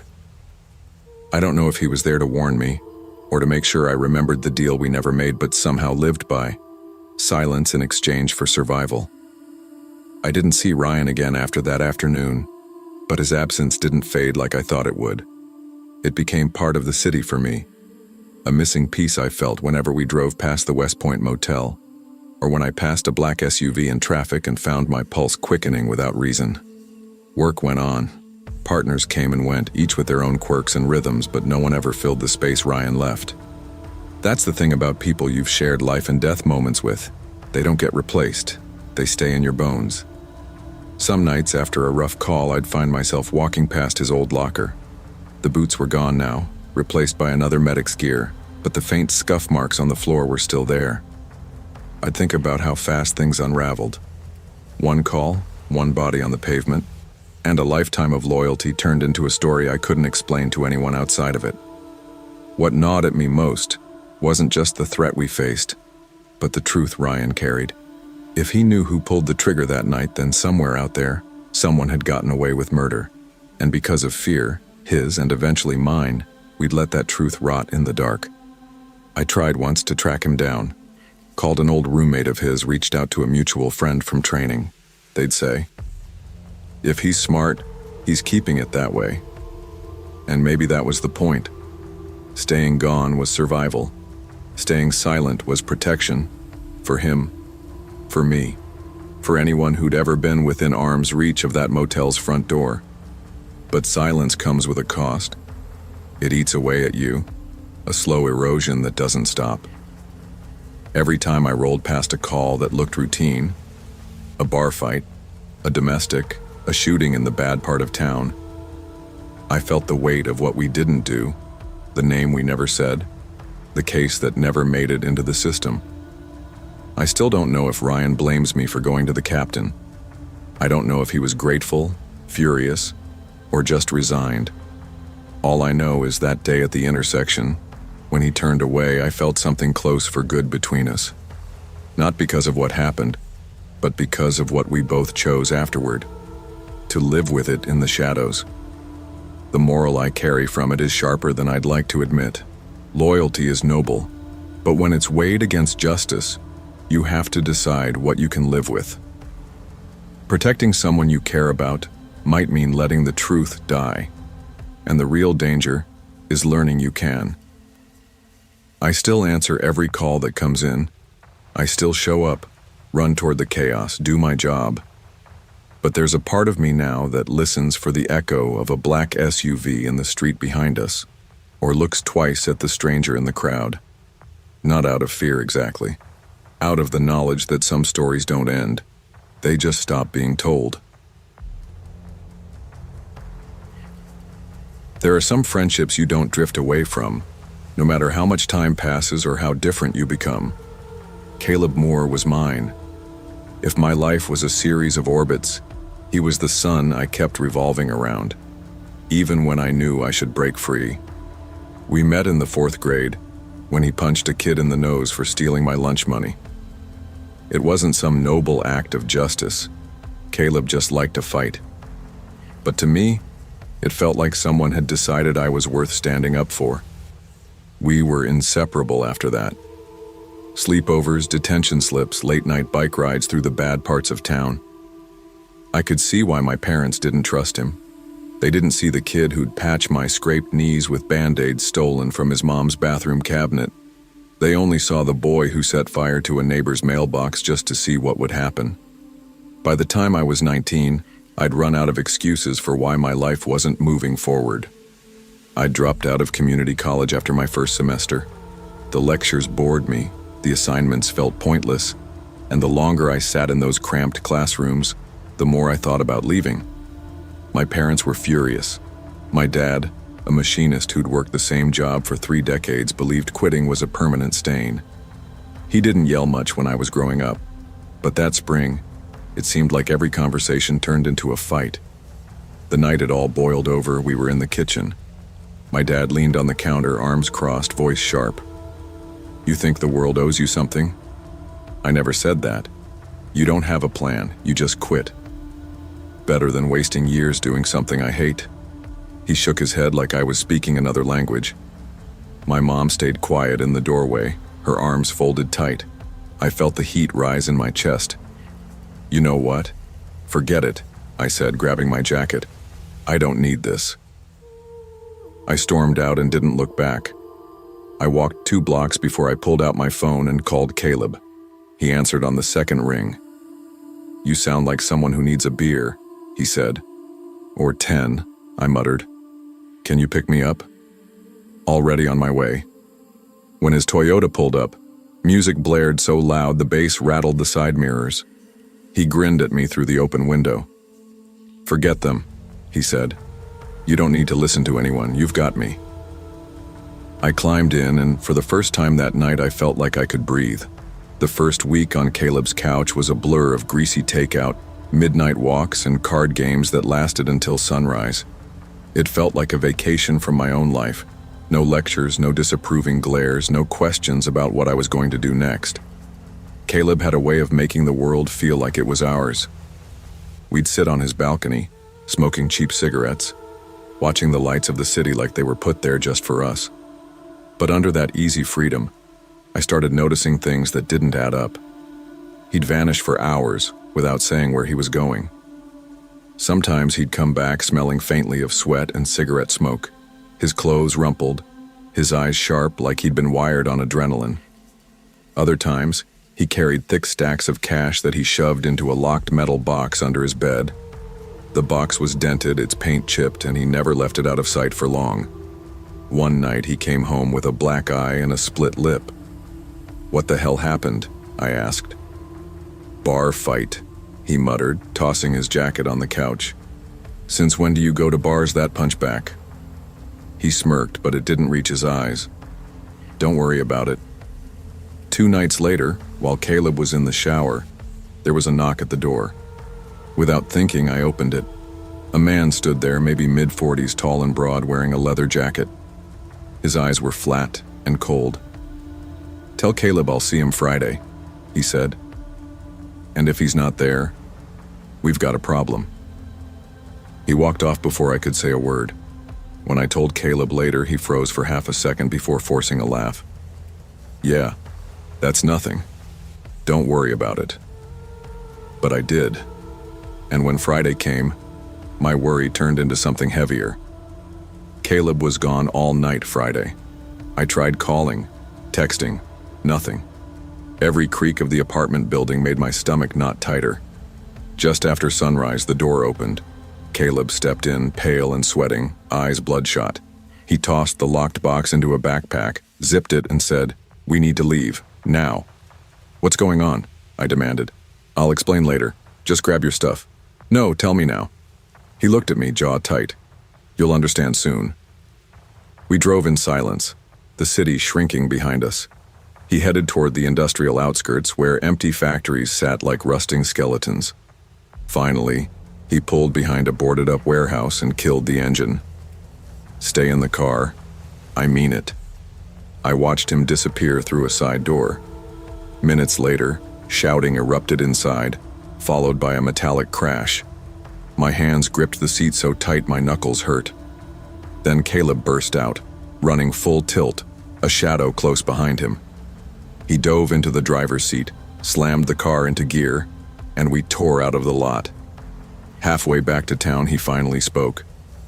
"I've been running stolen electronics for a local crew. Missed a delivery. They think I stole from them. And that guy at the door? They know who you are now, which means you're not safe either. After that night, things changed. Caleb stopped calling as much. I packed my things and went back to my parents' place. They didn't ask for details and I didn't offer any. It was tense, but safer. Weeks turned into months. I thought about reaching out, but every time I pictured that leather-jacketed man's cold eyes, I let the thought die. Then one afternoon, a postcard showed up in the mail. No return address, no picture. Just a sentence scrawled in Caleb's uneven handwriting. Better you stay away from me. It's safer. I've kept it in my desk drawer ever since. It's been years now. I never saw Caleb again. Sometimes I wonder if he's still alive, still running, or if one of those problems finally caught up to him. Part of me hopes he made it out. Another part knows people like Caleb rarely do. Loyalty is powerful, but it can also pull you under. Loving someone doesn't mean following them into the fire. Sometimes the best way to save a friend is to let go before the flames take you both. If you've ever had a best friend who feels more like an extension of yourself than another person, you know how hard it is to tell them no. Noah Bennett had been that for me since we were 16. We bonded over skateboarding, skipping class for greasy tacos, and playing in a garage band that was more noise than music. In high school, we were always in motion, never worried about where we were going. But somewhere between graduation and our mid-20s, life started picking sides. I ended up on the slow, predictable track, a stable desk job in downtown Austin, paying bills on time, eating dinner in front of the TV most nights. Noah took the opposite road. He bounced between construction jobs, delivery gigs, bartending shifts, always a temporary thing because he was always chasing the next big plan. I think he liked being untethered, though it worried me in ways I couldn't explain without sounding like a parent. We didn't see each other as much anymore, maybe once every couple of weeks for a beer. But the bond never went away. So when my phone buzzed late one night in September 2019, his name on the screen, I answered without hesitation. "Hey man, can you pick me up? I'm at the old rail yard. Don't ask questions, just come." There was a tightness in his voice, not fear, exactly, but something close, like he was trying not to let it show. "You okay?" I asked. "Just come get me." I almost said no. I had work in the morning. But I grabbed my hoodie and keys, because history had taught me one thing about Noah. When he said, "Don't ask questions," he didn't mean it as a suggestion. The rail yard sat on the east side of the city, a place that looked abandoned even during the day. At night, it felt like a set piece for trouble. The only light came from a flickering street lamp and the glow of a freight train crawling past in the distance. I spotted movement near a stack of rusting shipping containers. Noah emerged, breathing hard, clutching a black duffel bag like it was the only thing keeping him afloat. His clothes were damp, his hair stuck to his forehead, and there was a dark smear on his sleeve that I couldn't stop looking at. "Drive," he said, yanking open the passenger door. I pulled away without asking where we were going, but I couldn't ignore how his hands shook as he fumbled with the seatbelt. "You hurt?" I asked. "No. That's blood on your arm." "It's not mine." The way he said it made my stomach knot. He started directing me through turns that didn't make sense, cutting across neighborhoods, doubling back, avoiding the main roads. Finally, I pulled over in an empty lot behind a strip mall. "Noah, tell me what's going on, or I'm done." He kept his eyes on the windshield. "I messed up," he said finally. "I was supposed to deliver something for a guy I've been working for, not the kind of guy you say no to, but I saw what was in the package, and I couldn't do it." I didn't ask what it was. His tone told me enough. "They saw me leave," he added quietly. "I don't think they're gonna let me walk away." At first I thought he was being paranoid. Noah had a habit of assuming the worst in people, but 20 minutes later, when headlights appeared behind us holding steady no matter which turn I took, the paranoia became mine too. "Is that them?" I asked. "Yeah," he said, without looking back. I cut through side streets, then into a quiet residential area. The car stayed with us. We ditched mine behind a closed supermarket, grabbed the duffel, and ran through backyards, trying to avoid motion lights. My heart pounded so hard it felt like I could hear it in my ears. When we finally reached my apartment, I locked the door, killed the lights, and tried to catch my breath. My phone buzzed. Unknown number. I let it go to voicemail. When I checked the transcript, it was only 5 words. "We know where you live." For the next week, Noah didn't leave my apartment. Curtains stayed drawn, TV stayed off. We barely spoke, except for quick exchanges about food or the bathroom. The silence pressed on me until it was almost unbearable. On the 8th morning, I woke to find the couch empty, the duffel gone, and no sign of forced entry. Just gone. The strangest part about waking up to find Noah gone wasn't the empty couch. It was the quiet. For a week, even when we weren't speaking, there was still the sound of him moving around, opening the fridge, pacing the living room at 3 in the morning. Now, the apartment felt hollow, like the air itself had been vacuumed out. I checked my phone first, half expecting a text. Nothing. I tried calling, straight to voicemail. No social media posts, no tags, no updates. It was as if he'd been erased. That day, I went to work like nothing had happened. My coworkers asked if I was feeling all right, probably because I looked like I hadn't slept in days. I told them I was fine. That's what you do when you can't tell the truth without inviting trouble you don't understand. That night, I found myself replaying the rail yard in my head, the way Noah had been breathing, the blood on his sleeve, the weight of that duffel, the headlights in the rear view, the voice on the voicemail. I thought about going to the police, but what would I say? My friend was carrying something for a criminal. They followed us home. Now he's gone. That wouldn't end with help. It would end with questions I couldn't answer, and doors I couldn't close again. 3 nights later, I woke up from a dream where Noah was standing in my kitchen asking me for water like nothing had happened. Only in the dream, when I turned to get a glass, he was gone again. That part felt real enough to make my chest ache when I woke. Weeks passed like that. The tension faded slowly, like a bruise changing color. But every time I heard footsteps behind me or saw a car in my mirror for too long, the old fear came rushing back. I never told my parents. I never told anyone, really. It became my own little sealed vault of memory, one I kept locked because opening it meant letting all the danger spill back out. It was mid-November when the postcard arrived. The front was blank white, no picture, no stamp besides the one required to mail it. My address was written in Noah's uneven handwriting. On the back there were just 8 words. "Better you stay away from me. It's safer." No return address. No clue where it had been sent from. I read it 3 times before setting it down. There was no date, but I could imagine him writing it in some dim motel room, the duffel on the bed, eyes on the door. Maybe he'd been moving every night since he left. Maybe he was already somewhere far away. Or maybe he wasn't alive anymore. That thought crept in like a shadow and never really left. I kept the postcard in my desk drawer, under a stack of utility bills and old photos. Every few months I'd take it out just to see if it felt different. It never did. It was like holding a frozen piece of time, a reminder that I'd been pulled into something I didn't understand and barely escaped. In the years since, I've learned to live with not knowing. People like to believe that if you care about someone enough, you can pull them back from wherever they're heading.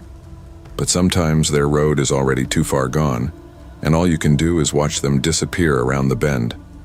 I still see them sometimes, not in person, but in strangers on the street, in a laugh from a passing table at a bar, in the way someone wears a baseball cap low over their eyes. I don't know if I'd even want him to reach out again. The truth might be worse than the mystery. But the thing about Noah Bennett is, he's the kind of gravity you never fully escape. Some people we love are storms, beautiful, wild, unforgettable, but dangerous to stand too close to. You can care for them from a distance, but stepping into their world can mean losing your own. Sometimes survival means letting go before the sky breaks open. By April 2022, Chicago felt more like a maze than a city. I'd been here long enough to know the shortcuts through alleys and the way the lake wind cut through your clothes, no matter how many layers you wore. But my life was on autopilot. Grad school classes in the mornings, part-time shifts at the bookstore in the afternoons, and collapsing into bed most nights with a half-read textbook on my chest. Harper Lane had a way of breaking patterns. We'd met during freshman year at Northwestern. She was the kind of girl who walked into a room like she already owned it, even if it was just a study lounge at 2 a.m. I was the quieter one, the person who watched the party from the edge until someone like Harper dragged me into the middle of it. Our friendship was built on that imbalance, her daring, my caution. When she called that Thursday night, I hadn't seen her in over a year. She'd moved to LA chasing some whirlwind romance with a guy she swore was different. From the photos she sent back then, they'd looked like a perfect match. Rooftop drinks, weekend trips, him holding her waist like she was the only thing keeping him grounded. Then the photos stopped and Harper's text got short. Her voice over the phone that night was all energy. "New job, new city, new me," she said. "Come out and celebrate. Warehouse art show, industrial district. Don't say no." I hesitated. I had a midterm paper due and a shift at the bookstore the next morning. But Harper's invites weren't really requests. They were momentum pulling you somewhere whether you were ready or not. The warehouse was as far from a formal gallery as you could get. Dim light pooled in corners. Graffiti climbed the brick walls, and the bass from a DJ booth in the back made the concrete floor hum under my sneakers. People moved like they were part of the art. Leather jackets, glitter on their faces, tattoos catching the flicker of colored lights. Harper was at my side instantly, drink in hand, wearing a red coat that made her stand out even in that chaos. We caught up in fragments. Her job was complicated but fun, her apartment tiny but mine. I was about to tell her about the bookstore when I noticed she kept glancing toward the main entrance. "You looking for someone?" I asked. She forced a laugh. "Just people watching." But her hand wrapped tighter around her glass. It happened fast. One moment, Harper was leaning in to tell me something over the music. The next, her eyes locked on the door and her whole expression shifted. No more smile, no more careless confidence. Just tension, sharp and sudden. The man in the gray bomber jacket was taller than most of the crowd, which made it easy to see him even from across the room. He didn't look around like everyone else. His eyes found Harper like he'd been tracking her from the second he stepped inside. Her fingers gripped my arm. "We have to go. Now." I started to ask why, but she was already moving, tugging me toward a side exit between 2 graffiti-covered panels. The cold night air hit like a slap, but she didn't slow. We were halfway to the street when the black SUV cut us off, tires screeching against the cracked asphalt. The man from inside the warehouse got out. Another man stepped around the hood, both of them blocking the narrow lane. The one in the bomber jacket smiled, but it wasn't the kind of smile you return. "Leaving so soon, Harper?" His voice was smooth, practiced.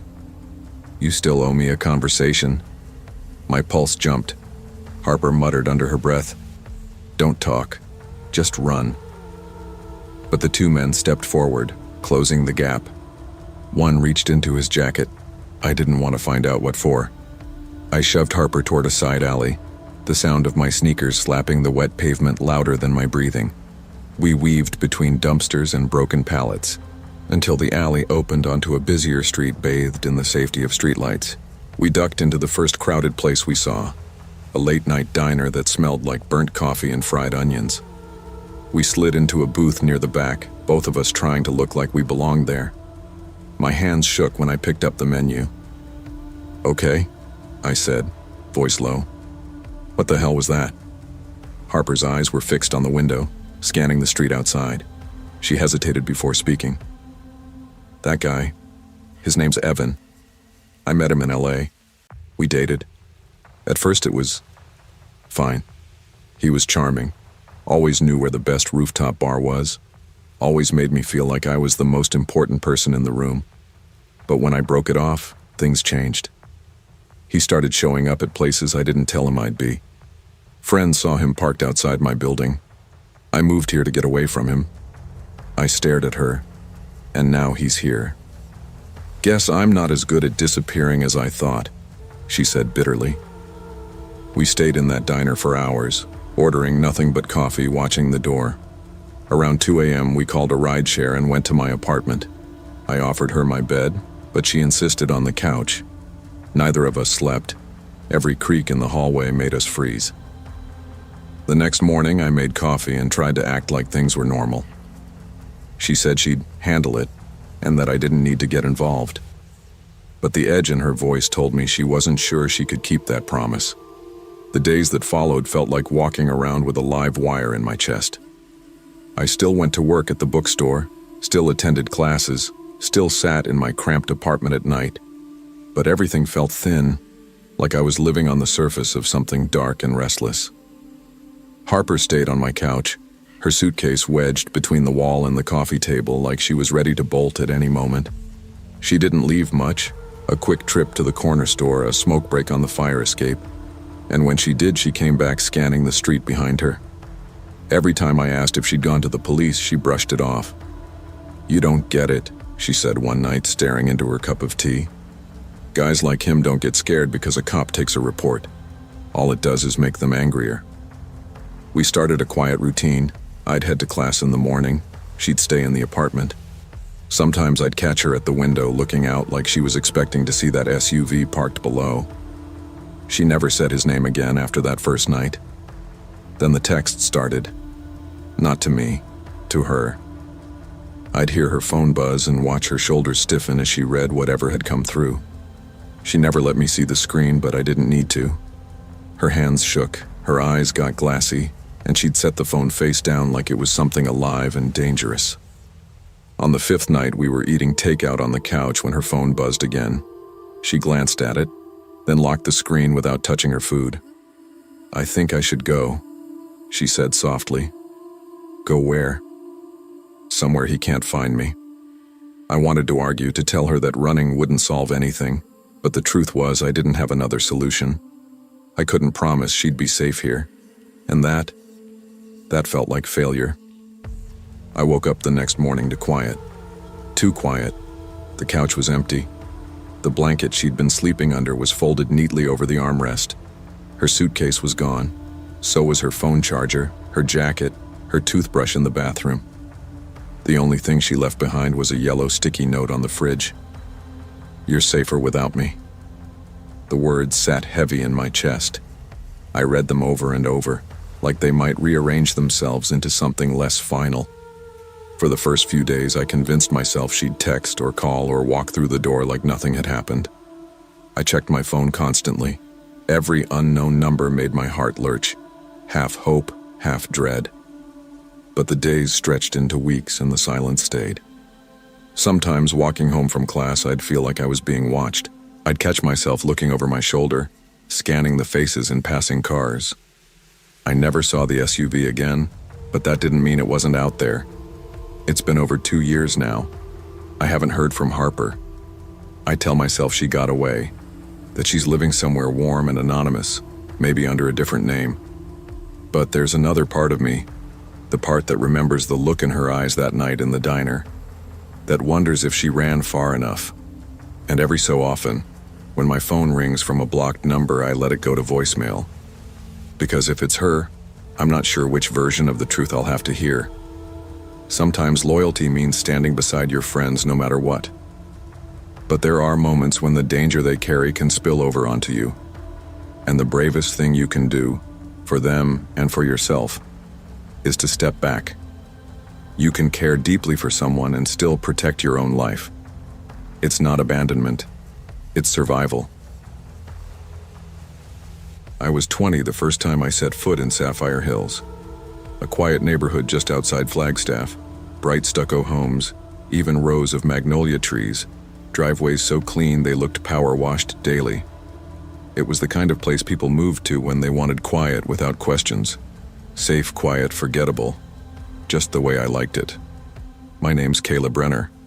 I was a second-year nursing student working weekends to afford a room I barely spent time in. I didn't go out much. Never really did, not since I was 15 and my little brother drowned while I was supposed to be watching him. No one blamed me. Not openly. But my family was never the same after that. I carried that silence into adulthood. Babysitting helped fill the space. Other people's homes, other people's kids. Quiet, temporary responsibility. No real risk. The Clearys came from a referral. A girl from my pathophysiology class said they were easy money. Low maintenance, big tippers. The dad barely speaks, just don't ask too many questions. I texted them and got a fast reply. That Saturday, May 6th, I was scheduled from 5:30 p.m. to just past midnight. The house sat near the back of the cul-de-sac. Beige walls, deep green shutters, and those fake candles glowing in the windows. I rang the doorbell, and Mrs. Cleary answered right away. Tall, pin-straight posture, dressed in a navy pantsuit like she was ready for court.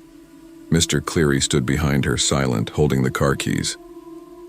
"This is Eli," she said, motioning to the small boy clinging to her leg. "Grandmother a couple months ago, still adjusting. 6. He's quiet. Lost his." She handed me a typed list of instructions. Dinner times, bedtime routine, emergency numbers.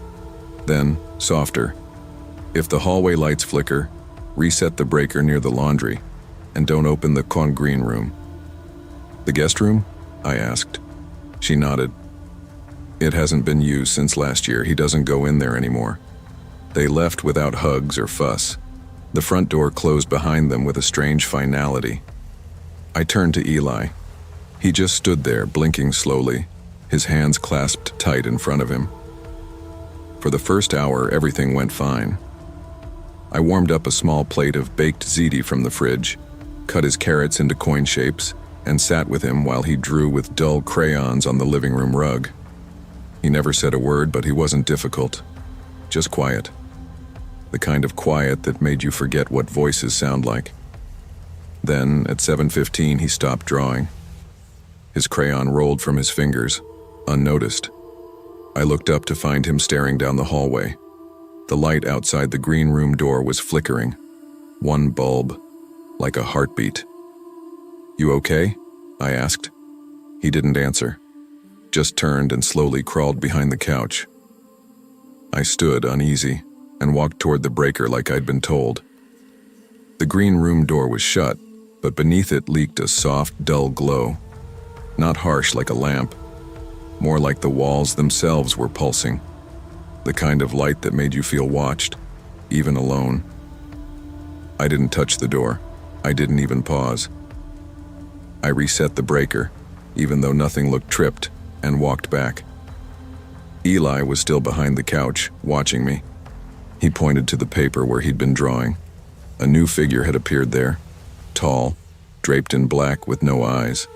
She stood in a hallway soaked in green. "Who's that?" I asked gently. He didn't answer. The hours blurred into each other. By 8:40, the air in the house had changed. He hadn't eaten since dinner. Just sat, curled up by the couch, watching the hallway like he expected something to crawl out of it. Then, without warning, Eli whispered, "She comes when it's quiet." I froze. My whole body went still. "Who does?" I asked. His eyes met mine for the first time all night. "Grandma. Mom locked her in when she got sick." I swallowed hard, my mouth dry. "What do you mean, locked her in?" But he was done. He turned away and started humming to himself, low and rhythmic, like he was trying to keep something out. I stayed close, phone in hand, but I didn't call anyone. I didn't want to sound crazy, and I knew, somewhere deep in my gut, that whatever this was, the Clearys already knew. By 9:30, the green shimmer pulsed again, stronger this time. Not just under the door, but along the edges of the frame, like it was seeping into the hallway itself. I checked the breaker again, praying for something logical. Still fine. I sat awake for the next 3 hours, alert to every noise. Eli eventually fell asleep on the couch, thumb in mouth, sketchpad clutched to his chest. I wrapped him in a blanket and tried to breathe slow, but the green light wouldn't stop. It dimmed, flickered, brightened, like a living thing waiting for someone to answer it. At 12:30 a.m., the front door finally opened. Mr. and Mrs. Cleary walked in, not dressed for a wedding. They wore black, heavy fabrics, not a speck of color. "How was he?" Mrs. Cleary asked. "Quiet," I said. "Mostly drew. Ate okay." She nodded. Mr. Cleary said nothing. He never looked at me, just walked toward the hallway. I hesitated, then asked, as calmly as I could, "Thought it wasn't used anymore?" "Hey," the guest room light kept flickering. Mrs. Cleary didn't flinch. "That room hasn't had power since last June." I stared at her. She walked past me like I hadn't spoken. I took the cash on the counter and left without saying goodbye. My hands shook on the steering wheel all the way home. I couldn't stop thinking of the green glow, the eyeless woman, the quiet hum Eli made like a shield. The next morning, I texted Mrs. Cleary, just a polite message. "Thanks again for the opportunity. Let me know if you ever need a sitter." No reply. A few days later, I asked the classmate who referred me if she'd heard from them. "They moved," she said, "like overnight. House is for rent now." I checked the Zillow listing. Sure enough, vacant, staged, no mention of a green guest room. Weeks passed, school picked up. I told myself it had just been an old house with a weird light. Maybe Eli was just a traumatized kid drawing scary things like kids do. Maybe grief does strange things to families. But one Saturday, I went for a run in a neighborhood on the other side of town. I slowed down by a big 2-story house with ivy up the porch rails. Second floor, guest room window. I stopped. A pale green shimmer pulsed behind the glass, and in the window, a small figure stood watching me. Some homes carry grief like wallpaper. Layered, faded, easy to ignore if you don't look too closely. But when silence sits too long, it calls things back.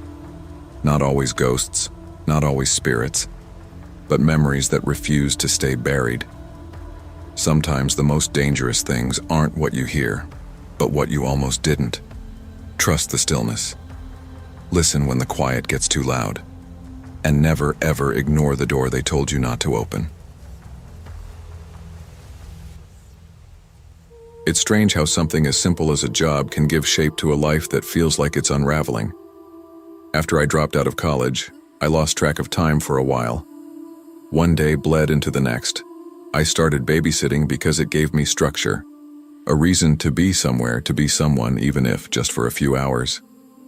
Ridgegate Meadows was the kind of place that practically whispered, "We don't talk to strangers here." Gated, uniform, hushed. No laughter from yards, no breeze shifting curtains. The Delaney's house stood at the far end of a curved street, its windows closed like eyes that didn't trust what they'd seen. I was early. Always am. Mrs. Delaney opened the door exactly 1 minute after my knock. She was tall, crisp. Her hair didn't move, and neither did her voice. "Hi, Monica. Thank you for being on time. Parker is already showered. Dinner is labeled. He sleeps by 8:30. Strictly. No deviation, please. And no devices in his room. Don't let him open the office door." The office door was behind her, sleek black, padlocked. She said it so casually, like she was telling me where the recycling bin was. Parker peeked out from behind her. 7 years old, maybe. Pale, thin, not shy exactly, just too composed. He waved, didn't smile. As she left, Mrs. Delaney barely looked at her son, just handed me a sealed envelope and a keychain with a small silver whistle. "Only use that if there's an emergency, the kind that really matters." And then she was gone. Inside the house, everything was sterile, not clean, sterile, like a hospital pretending to be a home. Every wall held laminated routine cards with precise time blocks. 5 meal, quiet time. 5:15, homework review. 5:45, gratitude writing. 6 meal, dinner. 6:30, story practice. 7 EU, emotion charting. 8 EU, teeth check. 30, sleep. No flexibility, no joy. Parker followed it like he was wired for it. I didn't even have to ask. At 5:15, he pulled out his math workbook. At 5:45, he sat at the table with a lined journal and wrote 3 things he was grateful for. His house, the calendar, and quiet. Dinner was a gluten-free tray marked with his name and the date. I tried making conversation. "You like school?" He didn't answer. At 6:30, he took out a red folder labeled Story Practice. Inside were stapled packets of typed stories. Weird ones. Formal. Cold. They read like scripts from old training films. The one he picked that night ended with, "Even if mommy's tired, we keep the promise. We don't open the office door again." I blinked. "Did you write these?" He shook his head. "I copy them. I get in trouble if I don't say them right."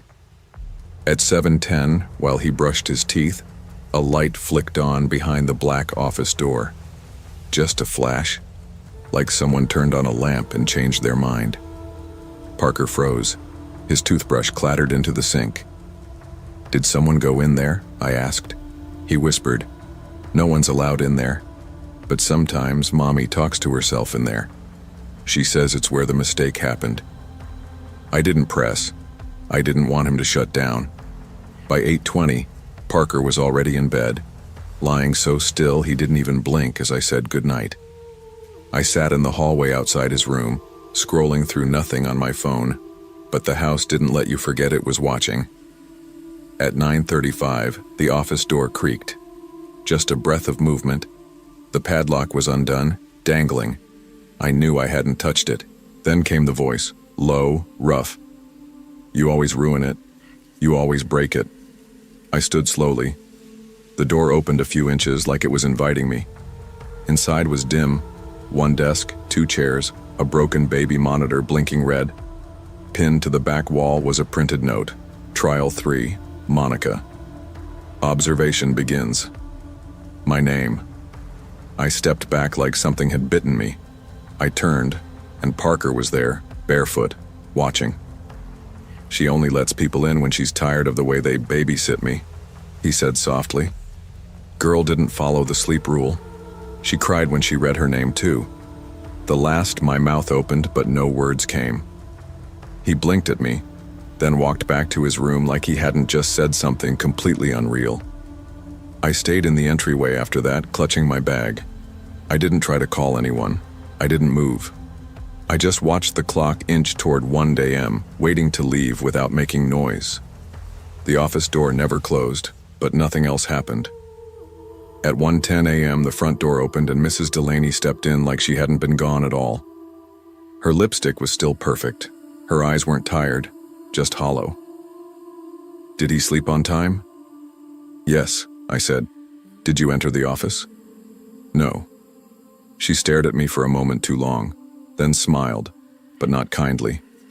"As well as you." "Good. Most girls don't lie." She handed me a white envelope. "We'll call if we need you again." I nodded, stepped outside, and didn't breathe until I was in my car.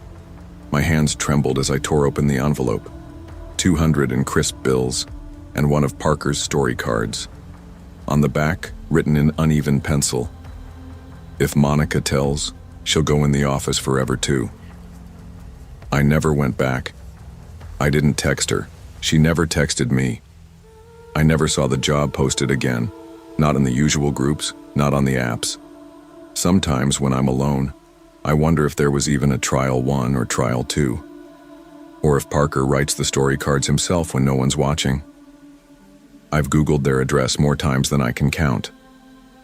The Zillow listing is locked. The Google Street View is old, frozen in 2019, no black office door visible. Some nights I reread the card, wondering if it's a threat or a plea. Structure can save you, until it doesn't. Until the routine becomes a trap, a mask, a weapon. I wanted order, a place where nothing unpredictable could hurt me. But Ridgegate Meadows taught me something else. Sometimes what looks like perfect order is just control wearing makeup. Not every well-behaved child is okay. Not every house that runs on time is safe. Trust your gut. And if a door is locked for the wrong reasons, don't wait for it to open. Leave before it does.